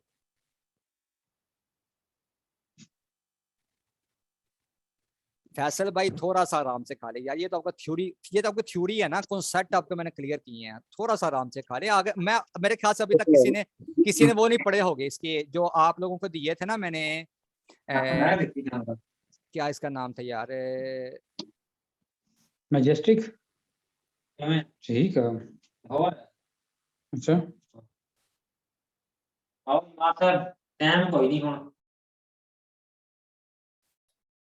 मेरे ख्याल से, जहां तक मेरा ख्याल है, मुझे सन्ने गालिब है कि आप में से किसी बंदे ने भी ना अभी तक वो आउटलाइंस नहीं पढ़ी होंगी जो मैंने आपको दी थी कोर्स की। यहाँ पे मैं देखता हूँ तो उम्मीद है कि मिल जाएंगी। हाँ जी, ये देखिए जी, यहाँ पे बाकायदा तौर पे लिखी हुई हैं कि ये 5वां पॉइंट है कि ये ट्रेडिंग हलाल है या हराम है इस्लामिक पॉइंट ऑफ व्यू से। तो भाई नेक्स्ट सेशन में आएगा। उसके बाद ये भी लगा हुआ है कि कौन सा प्रोजेक्ट ऐसा है कि जो आपके लिए बेनिफिट ज्यादा हो सकता है, वो भी नेक्स्ट आएगा।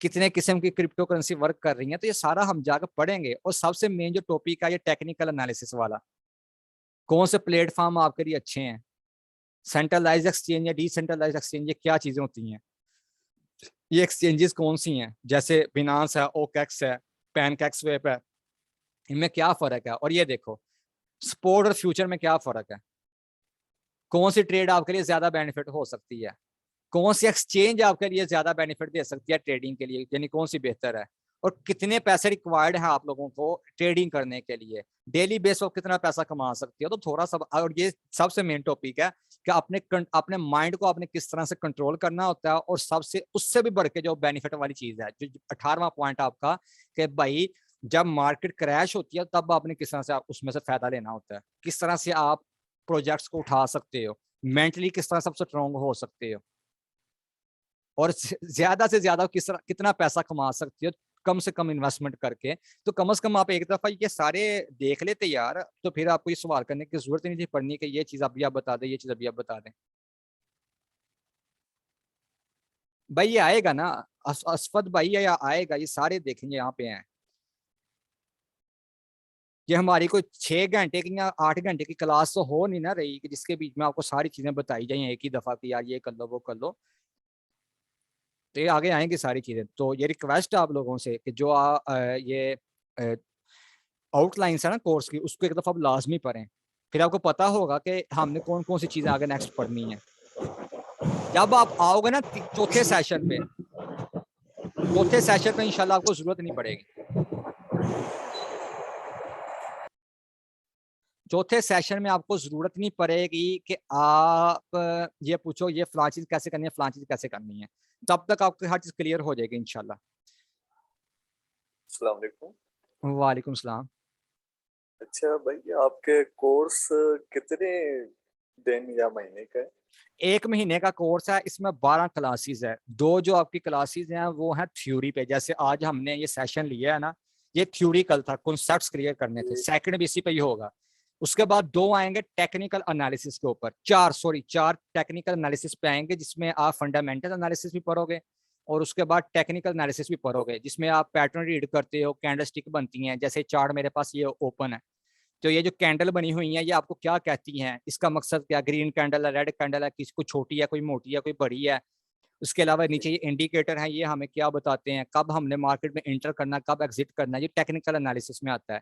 जब ये 6 हो जाएंगे सेशन, 7वें सेशन से प्रैक्टिकल जो ट्रेडिंग है वो शुरू हो जाएगी सारे स्टूडेंट्स की, जितने भी हैं, ये बैच 2 वाले जितने भी हैं उनकी ट्रेडिंग प्रैक्टिकल शुरू हो जाएगी। वो खुद ही ऐसे ही अपने चार्ट बना कर देंगे, खुद ही ट्रेड करेंगे। जो कहेगा सर जी आज हमने ट्रेड करनी है, तो आप मुझे आप बताएं कि जी मैं जो है ना ये एनालिसिस मैंने किया, ये मेरा ठीक है या गलत है। गलतियां आप करोगे तभी सीखोगे ना। तो अगर आप गलतियां नहीं करोगे सीखोगे नहीं। मैं ये तो नहीं कहता कि आप बस वो थ्योरी कर लेकर और प्रैक्टिस भी ना करो और बोलो, मैं बोलूंगा जी आप पैसा कमा लोगे, नहीं, ये काम नहीं होगा भाई, लॉस हो जाएगा इससे। आप पहले डेमो पे आप ट्रेडिंग करोगे, उसमें जाके ऑक्वेक्स में वो लिंक सारे वो प्रोवाइड कर दिए जाएंगे आप लोगों को, जहाँ जहाँ पे जाकर अपने अकाउंट क्रिएट करने हैं और वहाँ पे आपने जाके वेरिफिकेशन कर लेनी है। और टेक्निकल एनालिसिस तक आपके पास मिनिमम $50 होने चाहिए अर्निंग करने के लिए।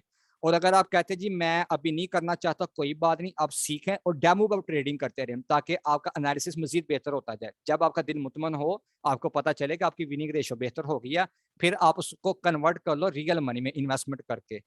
आप $50 के साथ भी ट्रेडिंग कर सकते हो, $20 के साथ भी कर सकते हो, 10 के साथ भी कर सकते हो। लेकिन बात उधर ही आएगी, जितना कम मार्जिन होगा प्रॉफिट उतना कम होगा, जितना ज्यादा मार्जिन अच्छा होगा और टेक्निकल एनालिसिस अच्छा होगा, गिरफ्त अच्छी होगी, उतना ही प्रॉफिट उसमें ज्यादा होगा। मेरी जो दिसंबर के अंदर अर्निंग थी वो तकरीबन $500 के साथ $2000 की अर्निंग थी। अच्छा सर, तो फिर ये ट्रेडिंग के अलावा ऐसे आपने ब्लॉकचेन की जो बात की है, इसमें ये जो वेब 3.0 जो आती है, इसके बारे में कुछ बता सकते हैं कि कैसे क्रिएट होती है, क्या कॉन्सेप्ट है इसको बनाने का? वेब 3.0 में आपका आ जाता है जी 2D और 3D एनिमेशन का नाम हर किसी ने सुना होगा, और अभी तो बहुत टेक्नोलॉजी आगे की जा चुकी है, यहाँ तक कि उस चीज को देख के बंदा ये महसूस नहीं कर सकता कि यार ये चीज रियल है या ये फेक है। जैसे आप किसी जापान में या चाइना में चले जाओ तो आपको ऐसे ऐसे म्यूजियम मिल जाएंगे, आप उसमें एंटर करते हो ना, आपको ऐसे फील होता है कि आप अलग ही दुनिया में आ गए हो और यही रियल है, हालांकि वो वर्चुअल एक चीज होती है।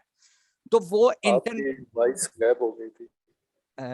मैं ये कह रहा हूँ कि अगर आप किसी भी कंट्री में जाते हो, 2D और 3D का आपने नाम सुना होगा, जो बहुत अरसे से चलती आ रही है, लेकिन अभी तो 5D तक आई थिंक वो एक टेक्नोलॉजी गई हुई है कि जापान या चाइना जैसी आप कंट्रीज में जाते हो ना, तो वहां पे आप ऐसे ऐसे म्यूजियम देखोगे कि उसमें आप एंटर करते हो तो ऐसे आप रियलाइज करोगे कि फीलिंग आपको ऐसी आएगी कि यही दुनिया है।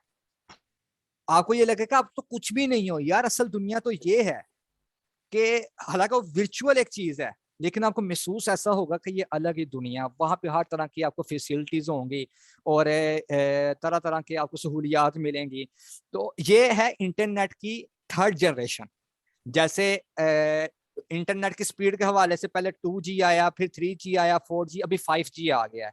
तो इसी तरह से इंटरनेट के इनकलाब के बीच में टेक्नोलॉजी के हवाले से पहले आया जी ये वाला वेब 2 आया, फिर 3 आया, 1 आया, 2 आया और फिर 3 आया। उनके अलग अलग सर्विसेज थी, उसमें आप क्या क्या कर सकते थे। और जो आगे वेब 3 में चीजें आ रही है ना, वो सारी की सारी क्रिप्टो बेस पे आ रही हैं, वो टेक्नोलॉजी बेस पे आ रही हैं। उसमें आपकी NFT की मार्केट है। बिल्कुल।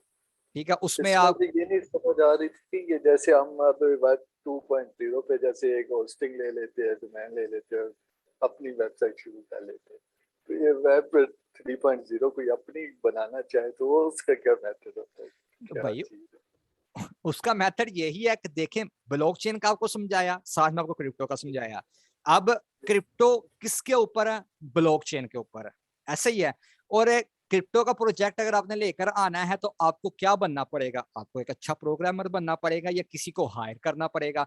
ये चीज लाजमी नहीं है कि आपको प्रोग्रामिंग नहीं अगर आती तो आप ये काम नहीं कर सकते। अगर आप अच्छे इन्वेस्टर हो तो आप तब भी कर सकते हो, किसी को हायर करके बोल सकते हो कि भाई मेरे लिए ये काम करो, आपका वो प्रोजेक्ट तैयार करेगा। अब जो आपने वो प्रोजेक्ट तैयार करवाना है क्रिप्टो का, जैसे पोल्का डॉट है, वो वेब 3 के ऊपर भी काम कर रहा है। पोल्का डॉट ये जो कॉइन है, और वो ब्लॉकचेन का कॉइन है, ठीक है। इसीलिए उसकी वर्थ है कि उसने इस साल तक 300 400 500 डॉलर तक उसने क्रॉस कर जाना है। टेरा लूना है, वो भी किसी ब्लॉकचेन की वजह से काम कर रहा है, लेकिन पोल्का डॉट फर्स्ट जो कॉइन है वो वेब 3 का, उस पर काम कर रहा है। अच्छा, यानी वेब 2.0 पे उसे वेबसाइट कहते थे, इधर उसको प्रोजेक्ट करना चाहिए, हाँ जी, इसको प्रोजेक्ट बनाना है। मैं देखता हूँ, अगर मुझे पुरानी स्लाइड्स में से मिल जाती है ना, उसमें आई थिंक होगा कि मैं देखता हूँ। रंग चेंज हो गई है। मैं देखता हूँ, अगर मुझे मिलती है ना स्लाइड तो मैं आपको समझा देता हूँ।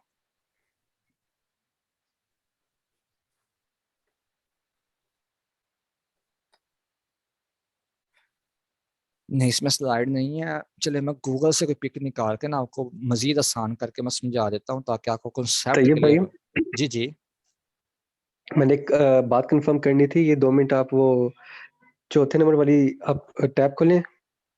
ये इसकी पावर पॉइंट। नहीं नहीं, ये इसी की गूगल की। अच्छा, ये वाली। नहीं नहीं, वो दूसरी वाली थी, वो जिसपे चार्ट बना हुआ था, मतलब अच्छा अच्छा, ये। सिग्नल्स वगैरह का। हाँ हाँ, अच्छा जी। मैंने ये कंफर्म करना था, जो आप सिग्नल क्रिएट करते हो या हम क्रिएट करते हैं, ठीक है, वो एक टाइम लिमिट के लिए होता है या मतलब लॉन्ग टर्म के लिए होता है? फॉर एग्जाम्पल फर्ज करें कि मतलब ये कॉइन है $60 पे है, ठीक है। आप मुझे सिग्नल दे रहे हो कि $9 तक ये जाएगा, मैं वो सिग्नल क्रिएट कर देता हूँ, ठीक है। हम्म। लेकिन वो बल्कि 9 को टच करने के बजाय उल्टा वापस 5 पे चला जाता है। तो उस केस में मुझे क्या करना चाहिए? मुझे वेट करना चाहिए कि या ऑटोमेटिकली वो सिग्नल वहाँ से, मतलब मेरी जो इन्वेस्टमेंट होगी वो क्विट हो जाएगी, मतलब मुझे लॉस हो जाएगा, मतलब कट हो जाएगी? या मैं इस उम्मीद के साथ उस पे रहूँ कि ये टच करेगा, आज नहीं तो कल या परसों, या वो चलता रहेगा सिग्नल? अच्छा, अगर तो आप हो गए स्पोर्ट में, फिर आपको टेंशन लेने की जरूरत नहीं है। आपके लिए टेंशन तो आपको होगी जब आप फ्यूचर ट्रेड में लगोगे, ठीक है, और आपके पास मार्जिन कम होगा, ठीक है जी। यहाँ पे सही एक हो गया। मैं आपको एग्जांपल देता हूँ कोई ना कहीं जिसमें मेरी ट्रेड लगी भी हुई है, ये है जी। यहाँ पे आप देखो, तो मैं इसको 1 डे पे लेके जाता हूँ, और आज इसकी जो हाई गया है ना, इसका ये 1 डे वाला, ये मैंने इसका चार्ट क्रिएट किया हुआ था, और ये एल्गो का सिग्नल मैंने दिया हुआ है, तकरीबन काफी स्टूडेंट्स को दिया हुआ है। अब ये इसकी 1 डे की कैंडल है, अगर इसको मैं जाकर ऊपर से देखता हूँ ना, जहां पे आप देखो कि 1.44 और 49 है। इसको थोड़ा सा मैं और अगर ऊपर करता हूँ ना, इसकी प्राइस और नीचे, ये लें जी, 1.55 पे नहीं है, बल्कि यहाँ पे तो ये कर रहा है शो कि 1.55 4.5 पे ये गया है, लेकिन ये कुछ पॉइंट इसके कम थे एक्सचेंज पे। इसको क्लोज करता हूँ और थोड़ा सा,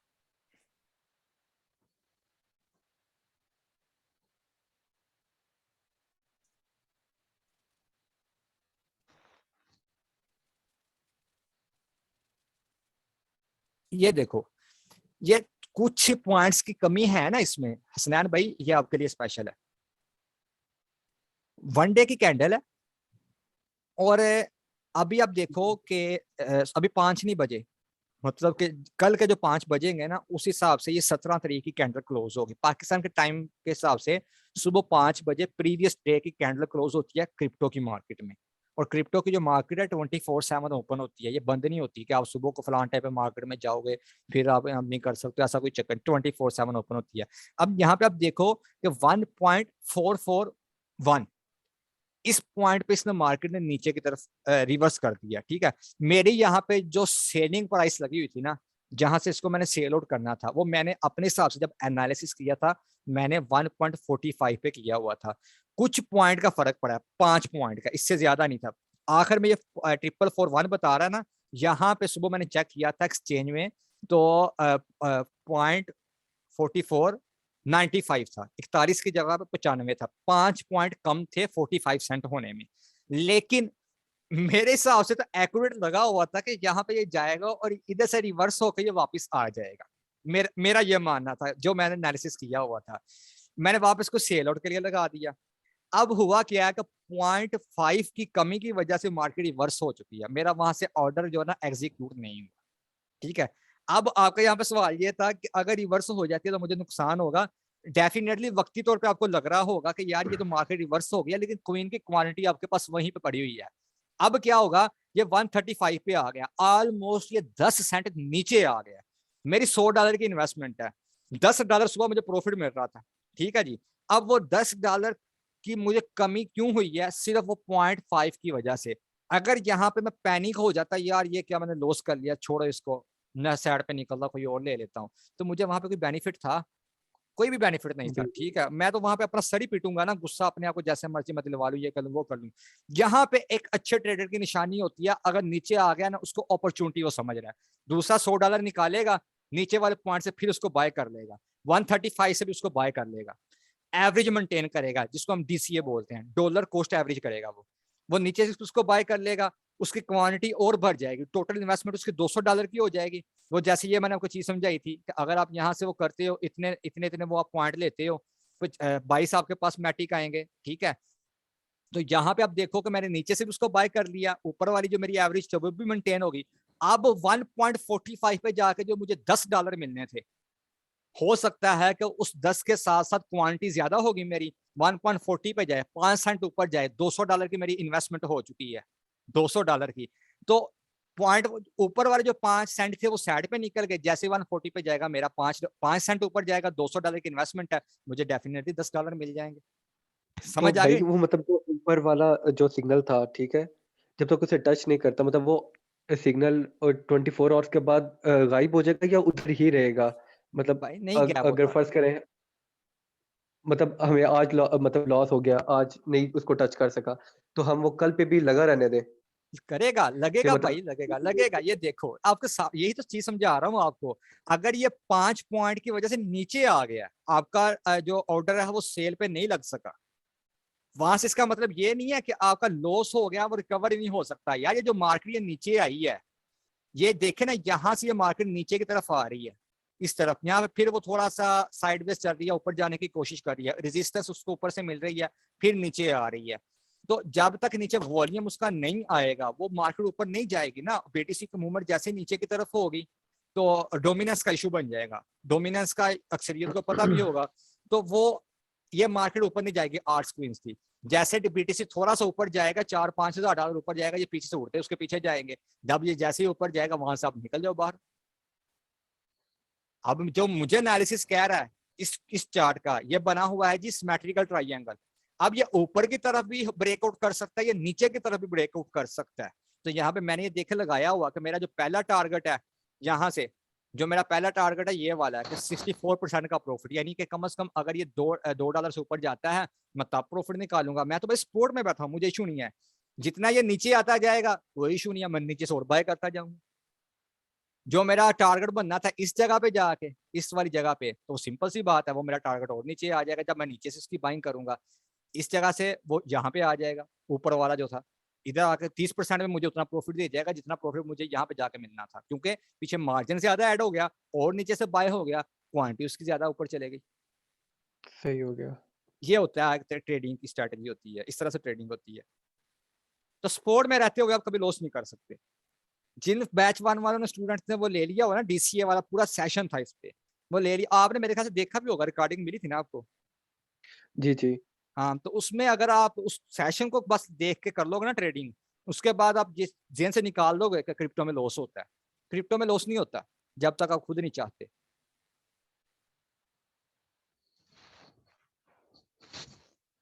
ठीक हो गया भाई, थैंक यू। भाई स्पोर्ट में फंड ना हो तो, भाई स्पोर्ट में फंड नहीं है तो ऐड कर लो।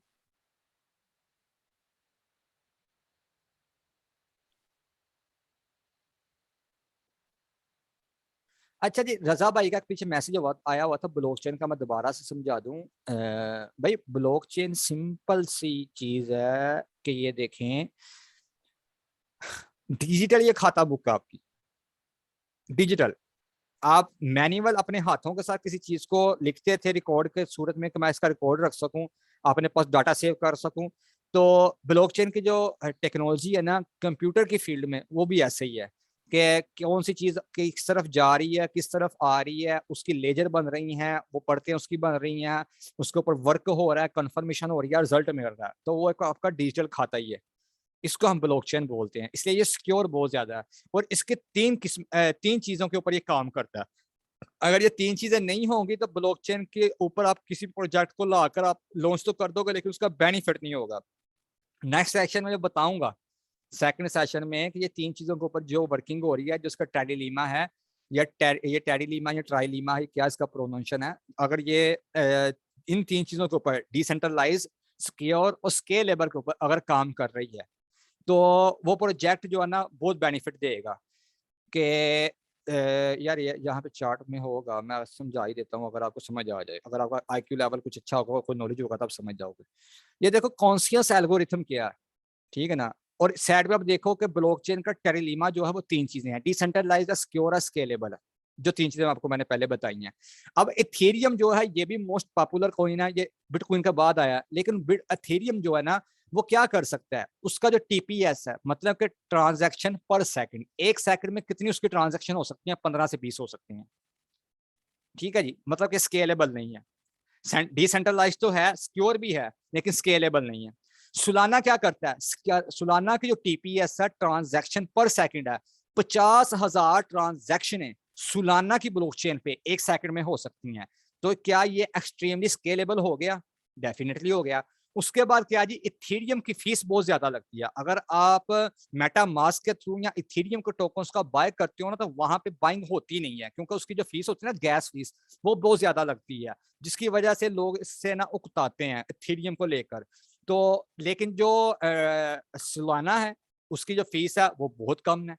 अगर इथेरियम की $25 है, तो इसकी 25 पॉइंट है, 25 सेंट भी नहीं है। तो इसलिए जो सोलाना है ना, वो क्लेम करता है कि जी मैं ब्लॉकचेन का जो टेरिलेमा है ना उसके ऊपर काम कर रहा हूं, और इसीलिए सोलाना को इथेरियम किलर बोला जाता है। पिछले साल से लेकर एक साल में अभी तक ये तकरीबन 17,000% ऊपर गया, और ये नॉन स्टॉप गया भाई, नॉन स्टॉप। इसने नहीं स्टॉप लगाया था। अभी समझ लगी आपको कि ये किसको बोलते हैं?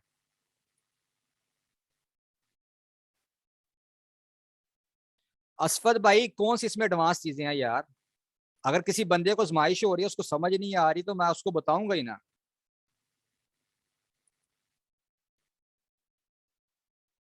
इसमें तो कोई चीज एडवांस है ही नहीं है। कौन सी एडवांस चीज इसमें, आप मुझे बता दो। जिस बंदे ने सवाल पूछा वो एडवांस वाला बंदा था।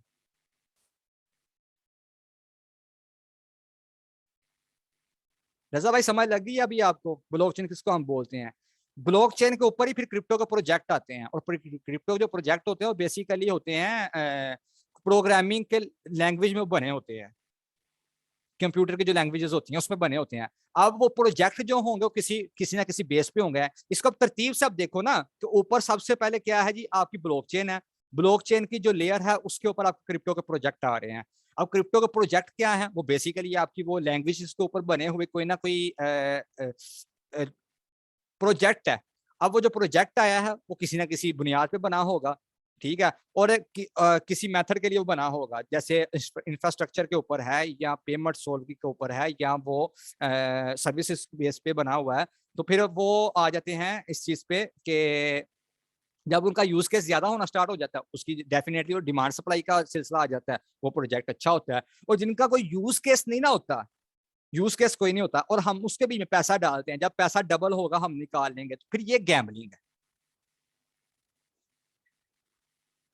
यार। एक बाजार में आप देखो, एक बंदा शराब भी सेल कर रहा है, उसी बाजार के अंदर कोई बंदा जो है ना वो मछली भी सेल कर रहा है, उसी बाजार के अंदर कोई बंदा जो है ना, अल्लाह माफ करे, कोई ऐसे जानवर भी सेल कर रहा है जो इस्लामिक पॉइंट ऑफ व्यू से हराम है।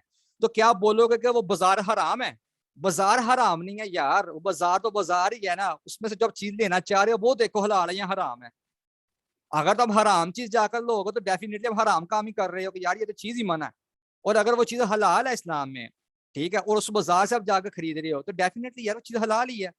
आप बार में उसमें जाते हो, किसी डिस्को सेंटर में आप जाते हो, वहां पे जाकर अगर आपको शराब भी मिल रही है, वहां पे जाकर आपको पानी की बोतल भी मिल रही है, और वहां पर आप जाकर सिर्फ पानी लेते हो, बाकी और काम नहीं करते, तो क्या आपने हराम काम कर लिया? पानी तो हराम नहीं है कि खुदा ने उसको भी हराम कर दिया, वो तो हराम बिल्कुल नहीं है यार। फिर आप अगर शराब को जाकर लोगे तो डेफिनेटली वो चीज हराम ही है।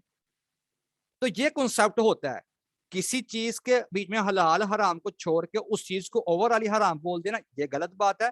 उस चीज के बारे में प्रॉपर तौर पर नॉलेज लेना और फिर उस मार्केट में जाना, उस चीज को लेकर आना, ये भाई समझदारी होती है। छोटे छोटे से पॉइंट है, जब आपके ये कॉन्सेप्ट क्लियर हो जाएंगे, हलाल हराम भी साइड पे हो जाएगा, टेक्नोलॉजी की भी समझ लग जाएगी, आगे बढ़ना भी स्टार्ट हो जाओगे। अगर छोटी सोच और पैर में मोच इंसान को आगे नहीं बढ़ने देती, तो आपने अपनी सोच को ओपन रखना, बस ये रखना।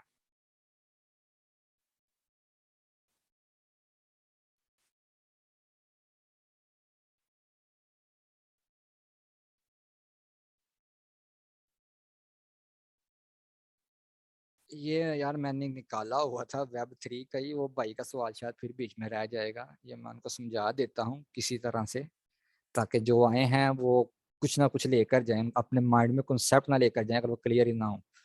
माजरत यार, वो मेरे पास इसका पड़ा हुआ था लेकिन वो मुझे मिल नहीं था रहा, अभी मैं चेक कर लेता हूँ यहाँ से कोई ना कोई मिल जाएगा जिससे मैं आसानी के साथ आपको समझा सकूँ।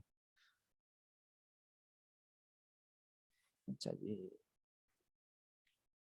ये देखो, ये क्रिप्टो के प्रोजेक्ट की भी एक पिक है यहाँ पे, ये भी आपको दिखा देता हूँ और ये भी बता देता हूँ, हाँ इसमें होगा।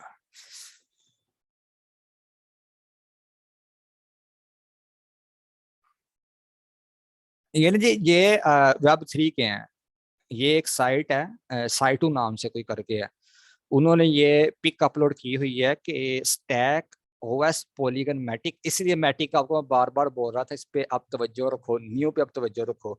ये 2 टॉप लिस्ट में, मेरे मेरे लिस्ट में ना, ट्रेडिंग वाली लिस्ट में टॉप पे हैं। पॉलीगन मैटिक इतना कमाल का है ना कि ये धूम मचाएगा, ये साल के एंड तक 8-10 इवन $5 तो इजी है ना इसके लिए क्रॉस करना, ये 1-2 महीने में कर जाएगा, बहुत मजा देगा ये पॉलीगन मैटिक जो है। तो ये Web3.0 के प्रोजेक्ट है जो उसके ऊपर काम कर रहे हैं ये वाले। अच्छा जी, इसमें ट्राई करते हैं कि आपको समझ आ जाए।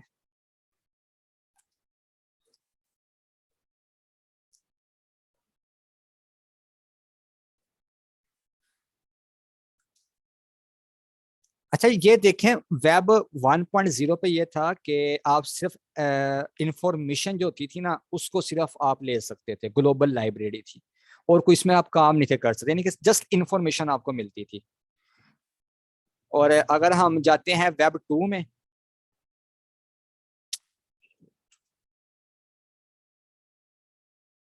तो वो कहते हैं individual gained the ability to create information in a global database, companies like Facebook and Google monetize data. 2 point उन्होंने बताए हैं कि ग्लोबल पब्लिशिंग क्या होती थी Web 2.0 में। ये भाई इधर ही हैं जिन्होंने सवाल किया था, ये चले गए हैं, हमारी बात कहीं आगे चले गई थी तो इसलिए मेरे जेहन में नहीं, ये रहा भी मेरे जेहन में आया, मैं बता देता हूँ। अच्छा ठीक है, अब्बास भाई इधर ही है। अब्बास भाई ये देखें कि ये होता था काम कि जो Web 1 था ना, वहां पे जस्ट आप इंफॉर्मेशन को गेन कर सकते थे, पढ़ सकते थे, रीड कर सकते थे, और कुछ नहीं थे वहां पे कर सकते, यानी कि पब्लिश वगैरह आप नहीं थे कर सकते। जबकि वेब 2.0 के अंदर ये चीजें सोल्व हो गई। वो क्या हुई कि आप इंडिविजुअली चीजों को ले भी सकते थे, दे भी सकते थे, मॉडिफिकेशन कर सकते थे, वेबसाइट क्रिएट कर सकते थे। जैसे गूगल का सर्च इंजन आ गया, वो वेब 2.0 में था, यानी कि एक इनकलाब आ गया इंटरनेट की दुनिया में। इस तरह से फेसबुक की कंपनियां या ट्विटर की, ये सारी चीजें वेब 2.0 में है। अब 3.0 क्या है? वेब 3.0 क्या ये चीजें तो आपके पास है ही हैं, लेकिन वो सेंट्रलाइज्ड थी, ये डिसेंट्रलाइज्ड हो चुकी हैं। Individuals have the potential to monetize their own data। आपकी चीजें आपके अपने हाथ में हैं। जैसे कि आप डिजिटल मार्केटिंग में आकर, ये जो क्रिप्टो वाली मार्केट है डिजिटल, ये वाली, कि इसमें आप आकर वर्चुअली अपनी चीजें लेकर उसको सेल आउट भी कर सकते हो, रेंट पे दे सकते हो। जैसे लैंड आप ले सकते हो, ठीक है, जमीनें आप ले सकते हो, किसी चीज को आप खरीद कर अपनी मलकियत में लेकर आगे उसको आप सेल आउट कर सकते हो। तो सेम जो काम आपका रियलिटी में हो रहा था ना, इंटरनेट से हटकर आपकी जो फिजिकल लाइफ में हो रहा था, रियल स्टेट का काम हो गया, इसी तरह से इसका कॉर्पोरेट का काम हो गया, ट्रैवलिंग का काम हो गया, तो ये सारी चीजें अब आपकी क्या हो चुकी हैं? वर्चुअल हो चुकी हैं। अब वहां पे भी जाके इसको लेकर काम कर सकते हो। ये है वेब 3.0। इंकलाब एक और आ गया कि भाई अब हर चीज आपके अपने हाथ में है, किसी के बस में नहीं है। और ये किस चीज पे बनेगा? Crypto currencies and blockchains are the foundation of the global data bank. ये आप देखो नीचे पॉइंट आपको नजर आ रहा होगा कि वेब 3 का जो वजूद है ना, वो टेक्नोलॉजी बेस पे है। जो बंदा इस चीज के ऊपर इनकार कर रहा है ना, क्रिप्टो कुछ नहीं है भाई, उसको फिर टेक्नोलॉजी की इन्फॉर्मेशन नहीं है, सॉरी टू से, वो हवा में तीर चला रहा है। वेब 3.0 का वजूद ही क्रिप्टो करेंसी पे है, और क्रिप्टो करेंसी का वजूद किस पे है? ब्लॉकचेन पे है। और ब्लॉकचेन किस पे है? इंटरनेट पे है। और इंटरनेट किस पे है? इंसानों पे है।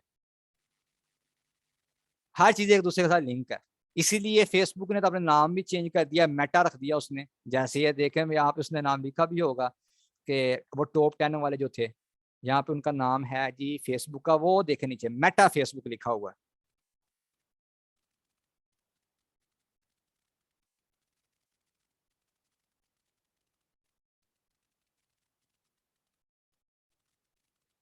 भाई यही तो बात भाई मैंने आपको समझाया है कि जैसे आपने ये सीखा है ना, डेफिनेटली आपको पहले ये तो नहीं आता होगा ना कि डोमेन कैसे बाय करनी है, होस्टिंग कैसे बाय करनी है, किसी ना किसी जगह से तो आपने सीखा ही था ना। तो इसी तरह से आप वेब 3.0 के लिए क्रिप्टो को सीखो। जब आपको क्रिप्टो आएगी तो सेम आप वेब 3.0 में काम कर सकते हो। अगर आपने वेबसाइट बनाई है तो डेफिनेटली आपने वर्डप्रेस के ऊपर बनाई होगी, या आपने उसको डेवलपिंग की होगी मैनुअल, तो प्रोग्रामिंग सीखी होगी, और उसके बाद जाकर आपने 2.0 के अंदर वेबसाइट बनाई होगी। तो अगर आप 3 में आना चाहते हो तो जो उसकी रिक्वायरमेंट है, रिक्वायरमेंट उसकी क्या है? सिंपल उसने बताया हुआ है जी कि क्रिप्टो करेंसी की क्रिप्टो करेंसीज और ब्लॉकचेन की इसके फाउंडेशन है। तो जब आपको ये चीजें आती होंगी तो 3.0 पे भी काम कर सकते हो। चाहे आप खुद की वो NFT पिक्स बना के आप उनको सेल आउट कर दो, या आप नहीं करना चाहते, क्रिप्टो के प्रोजेक्ट आप नहीं बनाना चाहते, तो आप किसी को हायर कर लो कि भाई ये मुझे बना कर दे दो, आप मैं इस पे काम करना चाहता हूँ। एज अ इन्वेस्टर काम कर लो, या आप एज अ वर्कर काम कर लो, दोनों काम हो सकते हैं।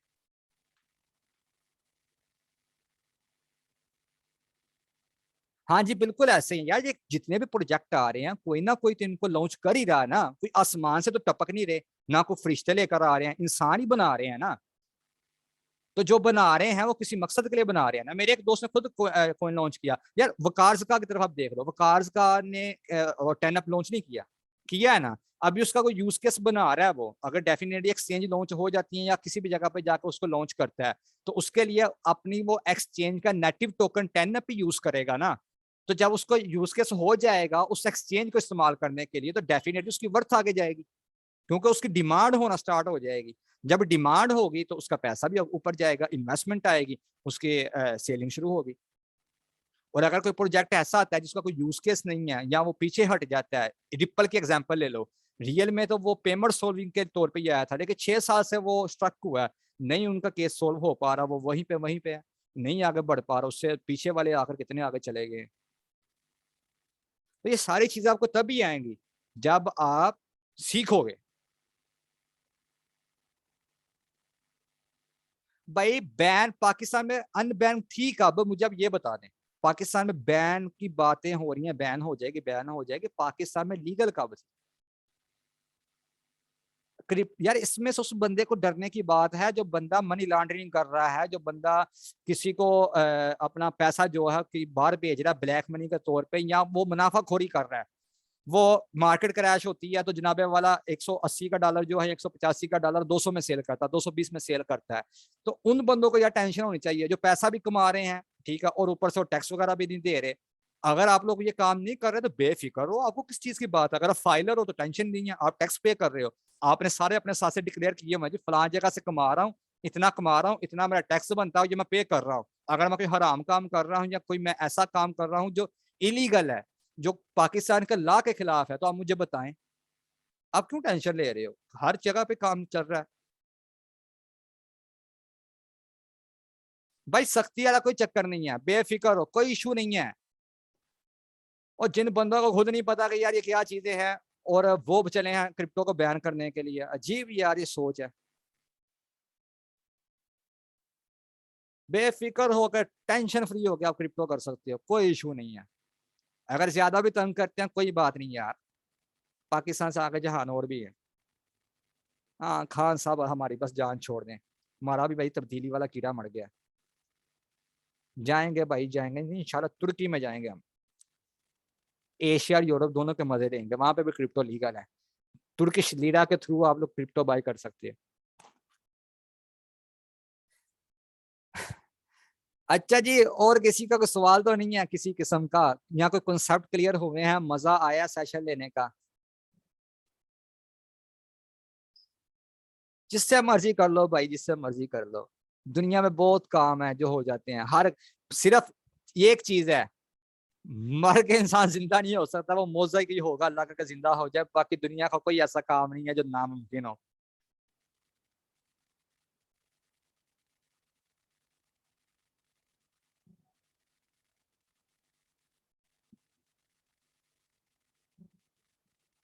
चले कोई बात नहीं भाई, मैं यूक्रेन में चला जाऊंगा, जाऊंगा तो जरूर भाई, जिधर भी जाऊं। लेकिन पाकिस्तान तो अपनी जान है ना यार, मोहब्बत उसके साथ रहेगी ना वैसे।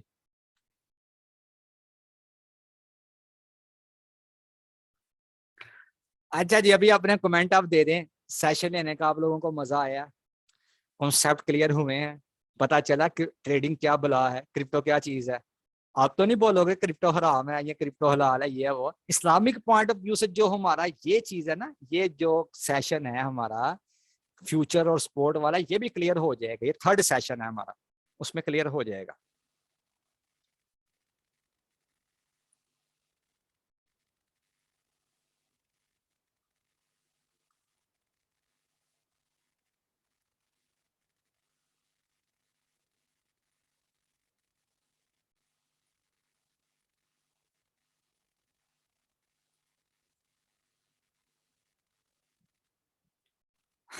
ठीक है जी, फिर वाइंड अप करते हैं हम सेशन को। किसी का कोई सवाल वगैरह तो नहीं है? और अभी आपकी जो नेक्स्ट क्लास है वो परसों होगी। और जो वैसे ही आए हैं डेमो के तौर पे जिन्होंने क्लास लेनी थी, अगर इनमें से भी कोई चाहता है कि मैं ज्वाइन करना चाहता हूँ तो मोस्ट वेलकम, वो भी कर सकता है भाई। लाजमी नहीं है कि इंग्लिश आपकी आनी मस्ट है, ये जरूरी नहीं है।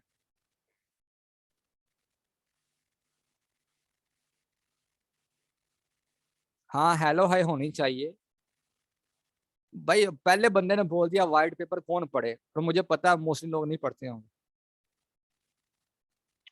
कोई बात नहीं, इसका भी जुगाड़ है, व्हाइट पेपर को जाकर कन्वर्ट कर दो आप गूगल ट्रांसलेटर। लोगों को आप वो हाइप ना दो इस वाले से कि इंग्लिश आपको नहीं आती तो क्रिप्टो नहीं कर सकते। भाई जिस बंदे को इंटरेस्ट है ना, वो बंदा चाहे मिडिल पास भी है वो भी कर सकता है क्रिप्टो। और जिस बंदे को इंटरेस्ट नहीं है, चाहे उसने पीएचडी की हुई है, वो नहीं कर सकता क्रिप्टो।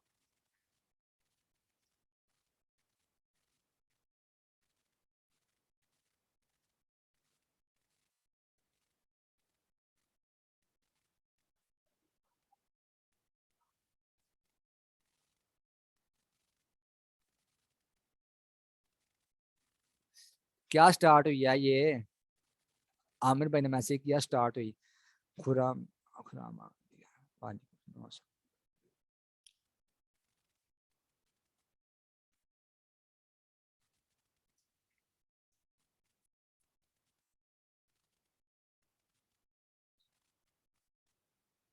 भाई 40,000 कुछ भी नहीं है क्रिप्टो में। आप ये बोलो कि मंथली कम से कम 1 लाख रुपया बने, मेरे सारे स्टूडेंट दिसंबर के अंदर मिलीनियर होंगे, ये शॉर्ट ही है।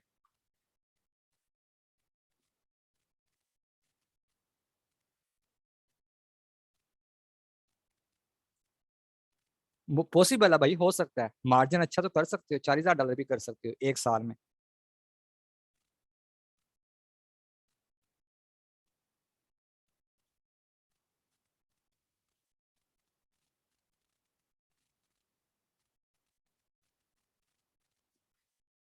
ये लें जी, फिर हम सेशन को भी करते हैं वाइंड अप।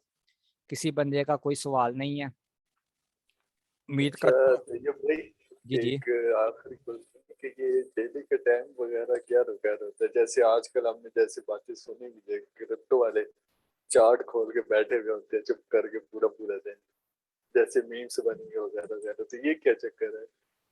पता नहीं कौन खोल के बैठा होता 24 घंटे, मैं तो नहीं खोल के बैठा होता, वो लोग बैठे होते हैं जिनकी अटकी होती है जान, जो तो फ्यूचर वाले फिर होते हैं, जिन्होंने $50 लगाए होते हैं, ख्वाब देखे होते हैं कि मुझे 50 लाख कमाना है।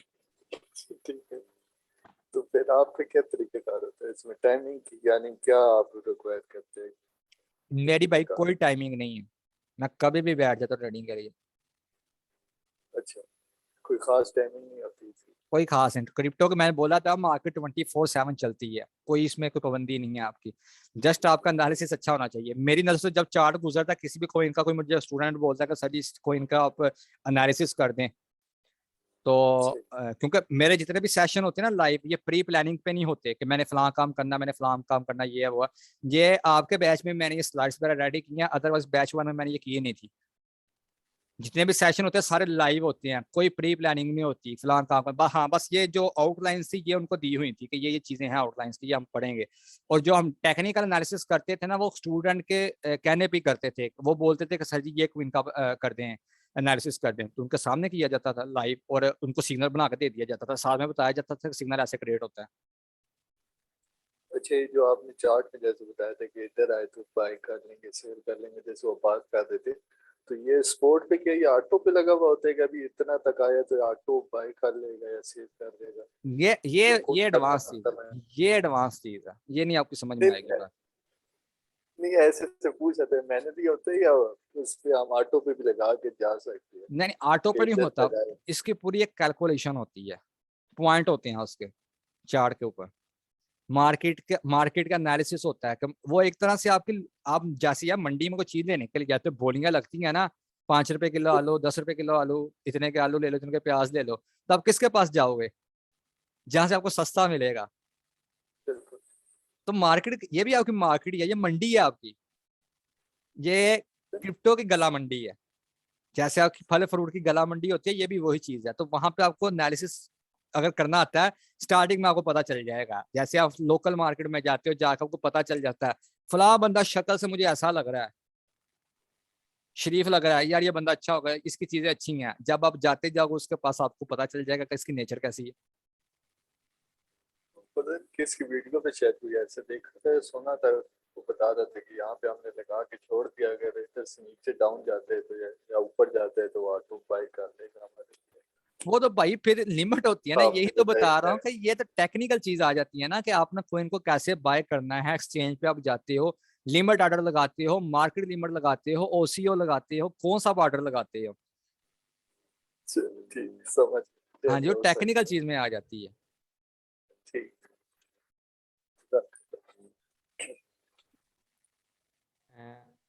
ठीक अच्छा है तो जी। ये भाई मेरा एक सवाल है।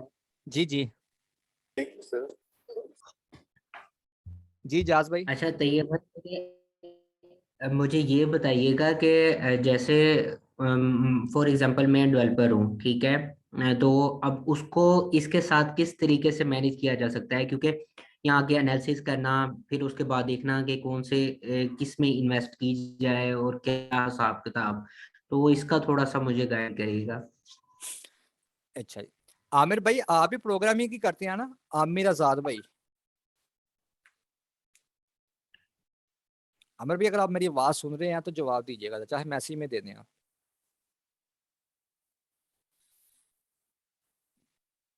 जो बंदा प्रोग्रामर है ना, तो वो NFT की मार्केट में अच्छा खासा बूम कर सकता है।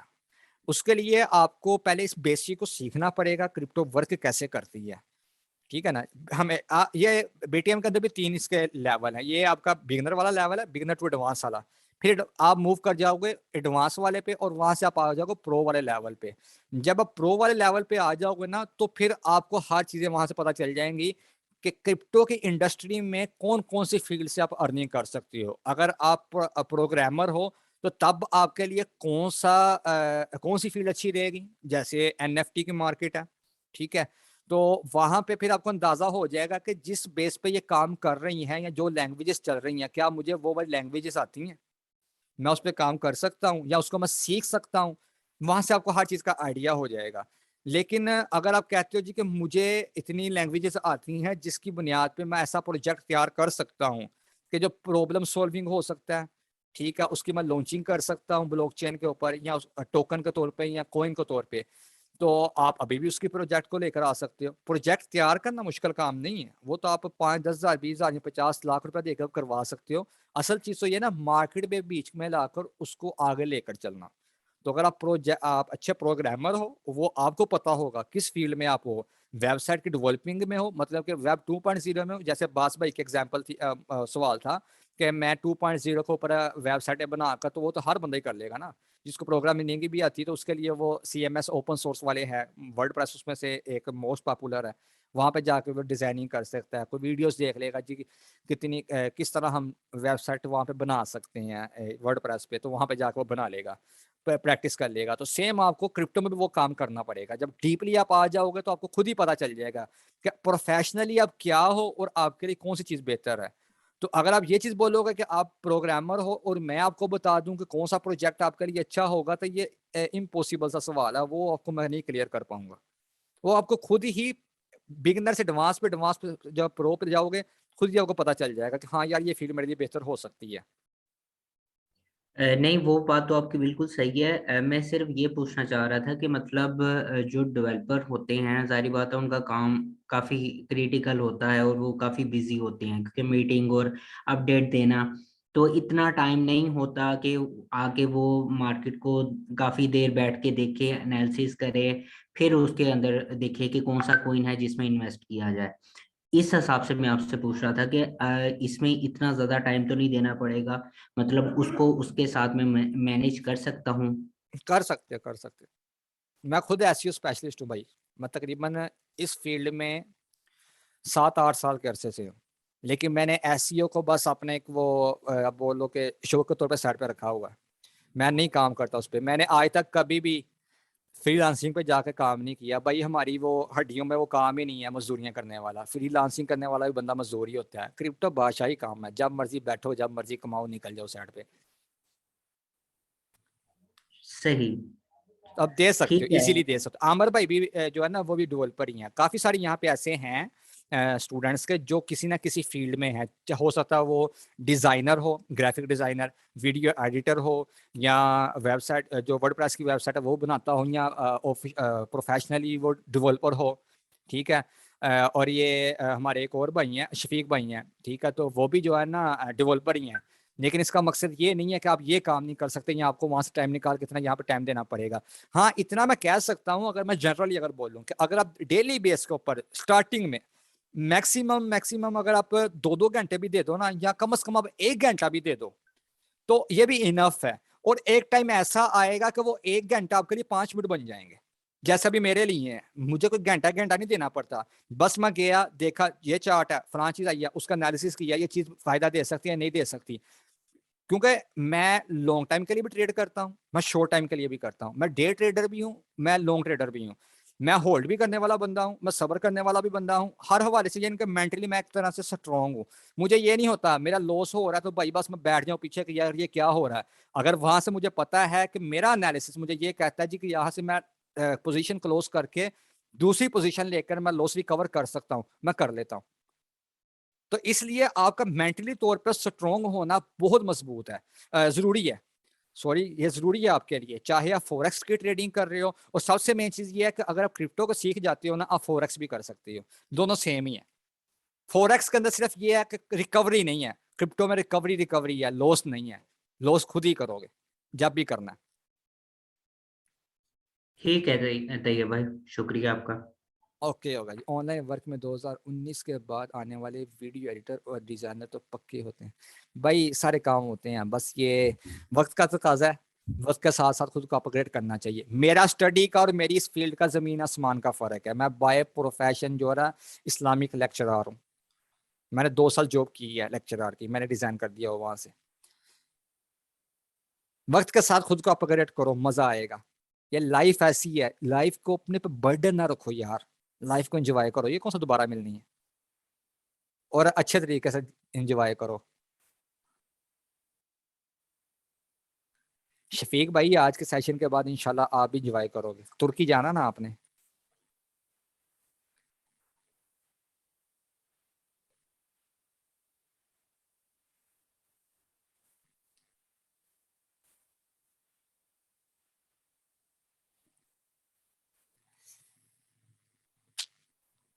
तो ये जितने भी भाई हमारे आने वाले मेहमान हैं, बहुत बहुत शुक्रिया आप लोगों का। स्पेशली जो फ्री ऑफ कॉस्ट आए हुए हैं उनका ज़्यादा शुक्रिया कि आप आए, आपने हमें इज़्ज़त बख्शी।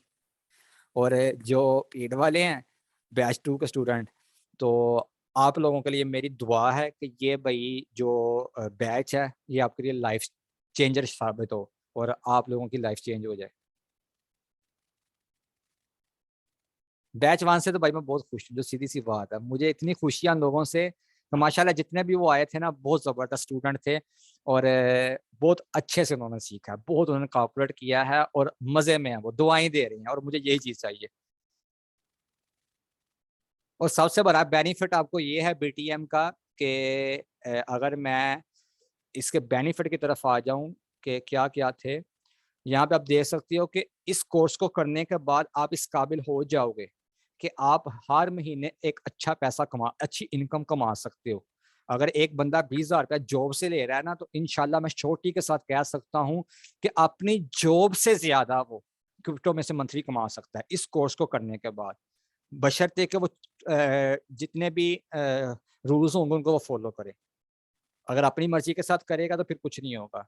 और इस कोर्स को करने के बाद आप इस काबिल बन जाओगे कि आपने सिग्नल तैयार कर सकते हो, और उसके बाद अगर आपको कहीं से सिग्नल मिलता भी है तो आप उसको क्रॉस कर सकते हो, चेक कर सकते हो कि मेरा एनालिसिस क्या कहता है और जो सिग्नल आया है मुझे वो क्या कहता है। इंशाल्लाह आप इस काबिल हो जाओगे, मुझे फुल उम्मीद है।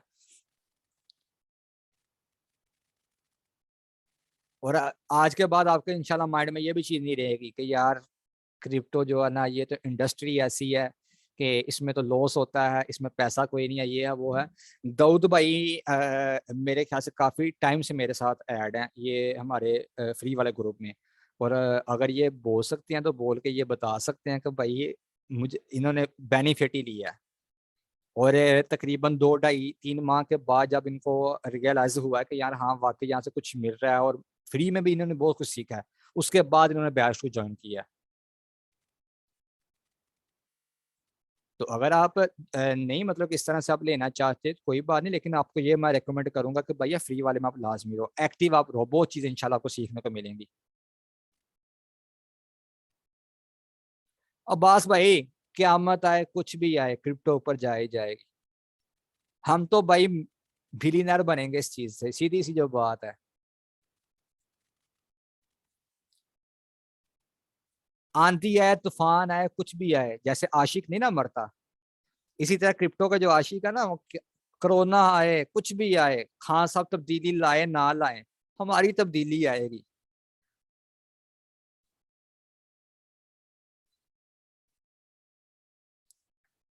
तो आप लोगों से रिक्वेस्ट यही है, आप नहीं ज्वाइन करना चाहते बीटीएम को प्लेटफॉर्म को, कोई बात नहीं, आप ना करो, लेकिन आप फ्री में आप लाजमी ऐड रहो साथ। बहुत कुछ सीखने का आपको मौका मिलेगा। ऑलमोस्ट फ्री सेशंस होते रहते हैं, सिग्नल्स भी शेयर होते रहते हैं, अगर आप सिग्नल फॉलो करते हो और उसके बाद आप उससे भी अर्निंग कर सकते हो। ठीक है ना, दाऊद भाई ने मैसेज किया कि मैं वाकई बहुत कुछ सीखा। अब्दुल्ला भाई बयान वाला कोई चक्कर नहीं है यार, कोई सिस्टम नहीं है। ये पाकिस्तान का निज़ाम ऐसा जिसकी लाठी उसकी भैंस, टेंशन ना लो आप। आप इंटरनेट यूज करते हो कि आपका इंटरनेट किसी गवर्नमेंट ने बंद कर दिया? सबसे बड़ी मिसाल ये है, आपका इंटरनेट ही आपकी क्रिप्टो है, आपका मोबाइल ही आपका वैलेट है। कोई कुछ नहीं कह सकता जब तक आप खुद ऐसे काम नहीं करोगे जो रूल्स के खिलाफ होंगे। और रूल्स के खिलाफ कौन सी चीजें हैं यार? रियासत के खिलाफ यही चीजें ही होती हैं। आप मनी लॉन्ड्रिंग ना करो, आप अगर टैक्स फाइलर हो, उसका टैक्स पेयर अगर आप हो तो आप टैक्स पे करो। अगर आपका टैक्स नहीं बनता तो आपको किस चीज की टेंशन है यार? आप पाकिस्तानी बशिंदे हो, कौन से डरने की जरूरत है? आप कौन सा वहां पे जाके कोई ऐसा काम कर रहे हो कि दहशतगर्दी आप कर रहे हो, या आप रियासत के खिलाफ आप जा रहे हो, आप इंतशार फैला रहे हो? कोई ऐसा काम ही नहीं, तो डरने की क्या जरूरत है? कुछ भी नहीं होता। और रही बात क्रिप्टो बैन होने की, तो भाई ये आज भी लिखवा लो, कल भी लिखवा लो, ये बैन नहीं होने वाली। और जो बात करते हैं पाकिस्तान में बैन हो रही है, ये हो रहा है, वो हो रहा है, भाई पाकिस्तान में लीगल थी कब? बिनास बंद हो जाएगी कोई बात नहीं, ओकेक्स पे काम कर लो। ओकेक्स बंद हो जाएगी कोई बात नहीं, पैनकैक्स पे कर लो, DYDX पे कर लो, डिसेंट्रलाइज के ऊपर। उस पर भी नहीं करनी, कोइन बेस पे कर लो यार, उस पर भी नहीं करनी। कौन इतनी ज्यादा एक्सचेंजेस है दुनिया के अंदर, किसी पे भी काम कर लो, हो जाता हर जगह पे काम।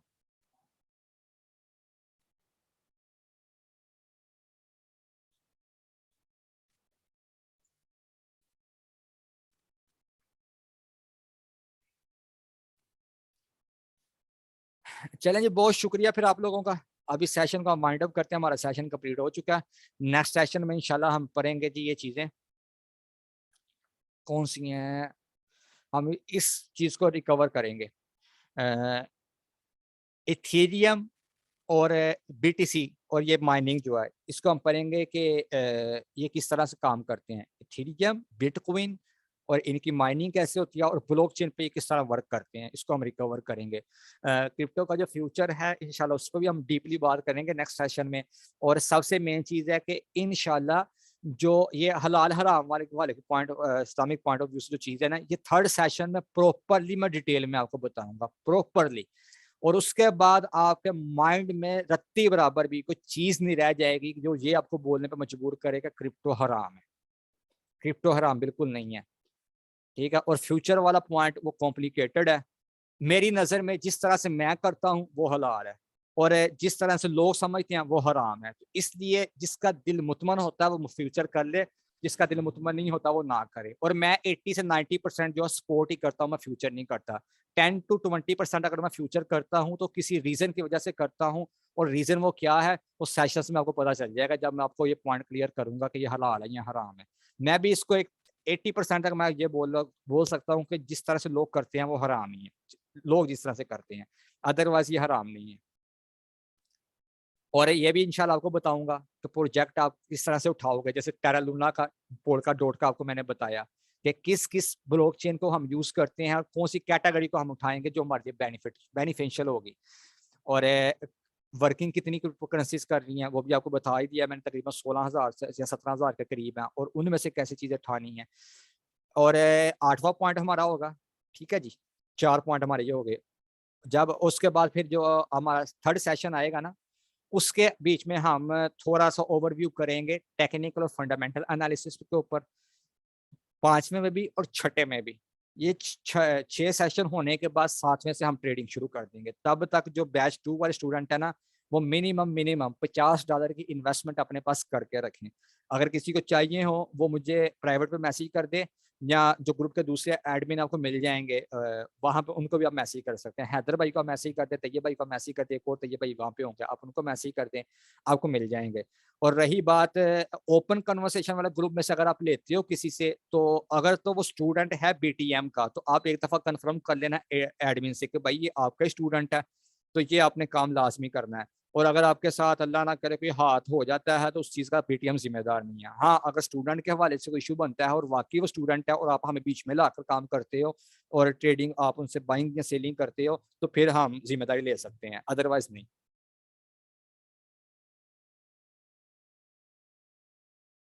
जी अब्बास भाई, रिकॉर्डिंग सभी क्लासेस की होती है, लेकिन रिकॉर्डिंग सिर्फ और सिर्फ मिलती है पेड मेंबर्स को। वो भी इसलिए कि उनका वो रिव्यू कर सकें, अदरवाइज मैं रिकॉर्डिंग के हक में नहीं हूँ, क्योंकि जो लाइव का मजा है ना वो रिकॉर्डिंग का मजा नहीं है। और रिकॉर्डिंग वही बंदा देख उससे बेनिफिट ले सकता है जो लाइव जिसने सेशन लिया उस सवाल जवाब किए हों। और जो कुछ स्टूडेंट ऐसे हैं कि वो नहीं भी ले पाते, इश्यूज होते हैं, जैसे अभी आज देखें आप तकरीबन हमारे कुछ 8-10 ऐसे स्टूडेंट थे वो जो नहीं आ सके। इश्यूज हो सकते हैं, कोई मसरूफ हो सकता है, बाहर हो सकता है, किसी का इंटरनेट का इशू हो सकता है, किसी का लाइट का इशू हो सकता है, तो वो रिकॉर्डिंग दे सकते हैं। तो इसलिए ये अवेलेबल है और जस्ट ये पेड स्टूडेंट्स के लिए अवेलेबल है। जो हम फ्री सेशन करते हैं उसको हर बंदा लाइव ज्वाइन कर सकता है, लेकिन रिकॉर्डिंग उसको नहीं मिलेगी, रिकॉर्डिंग सिर्फ पेड मेंबर्स को मिलेगी। ये भी इसलिए है कि भाई ये हक है उन बंदों का जिन्होंने पे किया हुआ है, फिर तो वो कोई फायदा नहीं ना पेड वाले में वो रह जाएगा, फर्क रह जाएगा, ना फ्री वाले में रह जाएगा, तो ये उन लोगों के साथ फिर ज्यादती है। ठीक है जी, नेक्स्ट का भी आपको पता चल गया, आज का सेशन भी हो गया, होपफुली आपके बहुत सारे डाउट्स भी क्लियर हो चुके होंगे। तो अभी आप मुझे इजाजत दें, तो इंशाल्लाह फिर हम नेक्स्ट सेशन में मिलेंगे। बाकी आप दुआओं में याद रखिएगा। ओके जी, अल्लाह हाफिज।